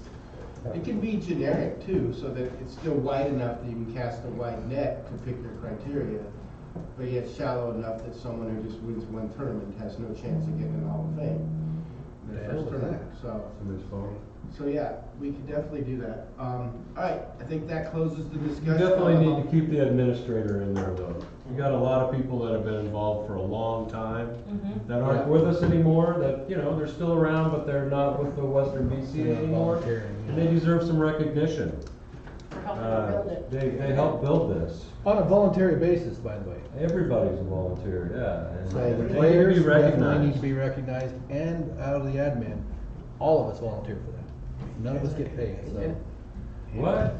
So, No. I generally prefer we do have at least one nominee every 2 years, only because what Rob was saying, if we do not have a nominee for 2 years, what ends up, the committee dissolves, then it goes away, and now some other president comes in and goes, oh, I didn't know we were doing that, and then it doesn't, you gotta stay on top of stuff, or else it loses its oomph, and it loses its appeal, and then these people are up on the wall with their banner for 4 years, go, oh, no one even cares about the whole thing anymore.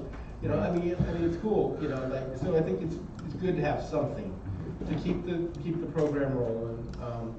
So yeah, I think that's it. As far as old business, there was none. We gotta set the next meeting date. She wrote that. How does July 10th or 17th sound for our next meeting date? I think I have tournaments both weekends. Tournaments every weekend. You're Ed Slade, Mr. Tournament.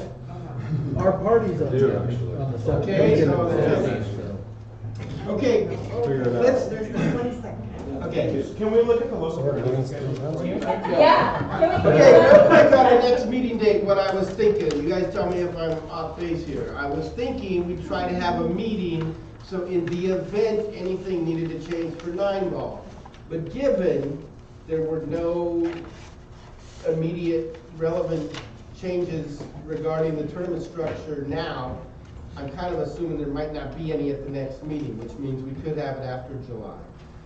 The point of having the meeting in July was simply, is if we had to vote on something that affected 9-ball, it needs to be done in July before the player info sheet comes out. Because once that sheet comes out, we're done. You're not changing divisions. So that's what we're working on. I mean, after July meeting, if we go for July meeting. So I would like to have at least all of August and the majority of September for entries. July 22nd is what I vote for. We can do Zoom in July. July 22nd. It'll be Zoom, Friday. Or the 24th, whatever. You can have Ed set up at the bar where you guys are playing, you can listen to it. Yeah, the next meeting will be a Zoom meeting by the way. I don't think Chris will. Pretty cool. July I may be on a kayak and unable to take. 24. I can do this. 24th, July 24th. Right, July 24th, anybody else? July 24th, so much easier to be Zoom now. Down, please. Well, because our party's all weekend. Okay, so the next up is an executive session. We are gonna have one. Unfortunately, that's reserved for officers and board members, so what I'm hoping everyone will do for me is... Okay, what I'm hoping everybody will do is please take some food home with you and some drink. Go ahead, Rob. Thanks to our hosts. Oh, yeah. Thank you.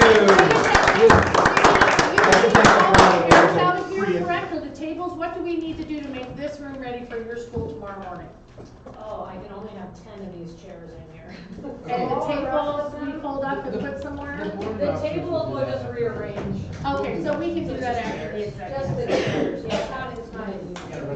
When do I stop? Now. It's gonna be a Excellent. He hasn't said meeting. Meeting adjourned.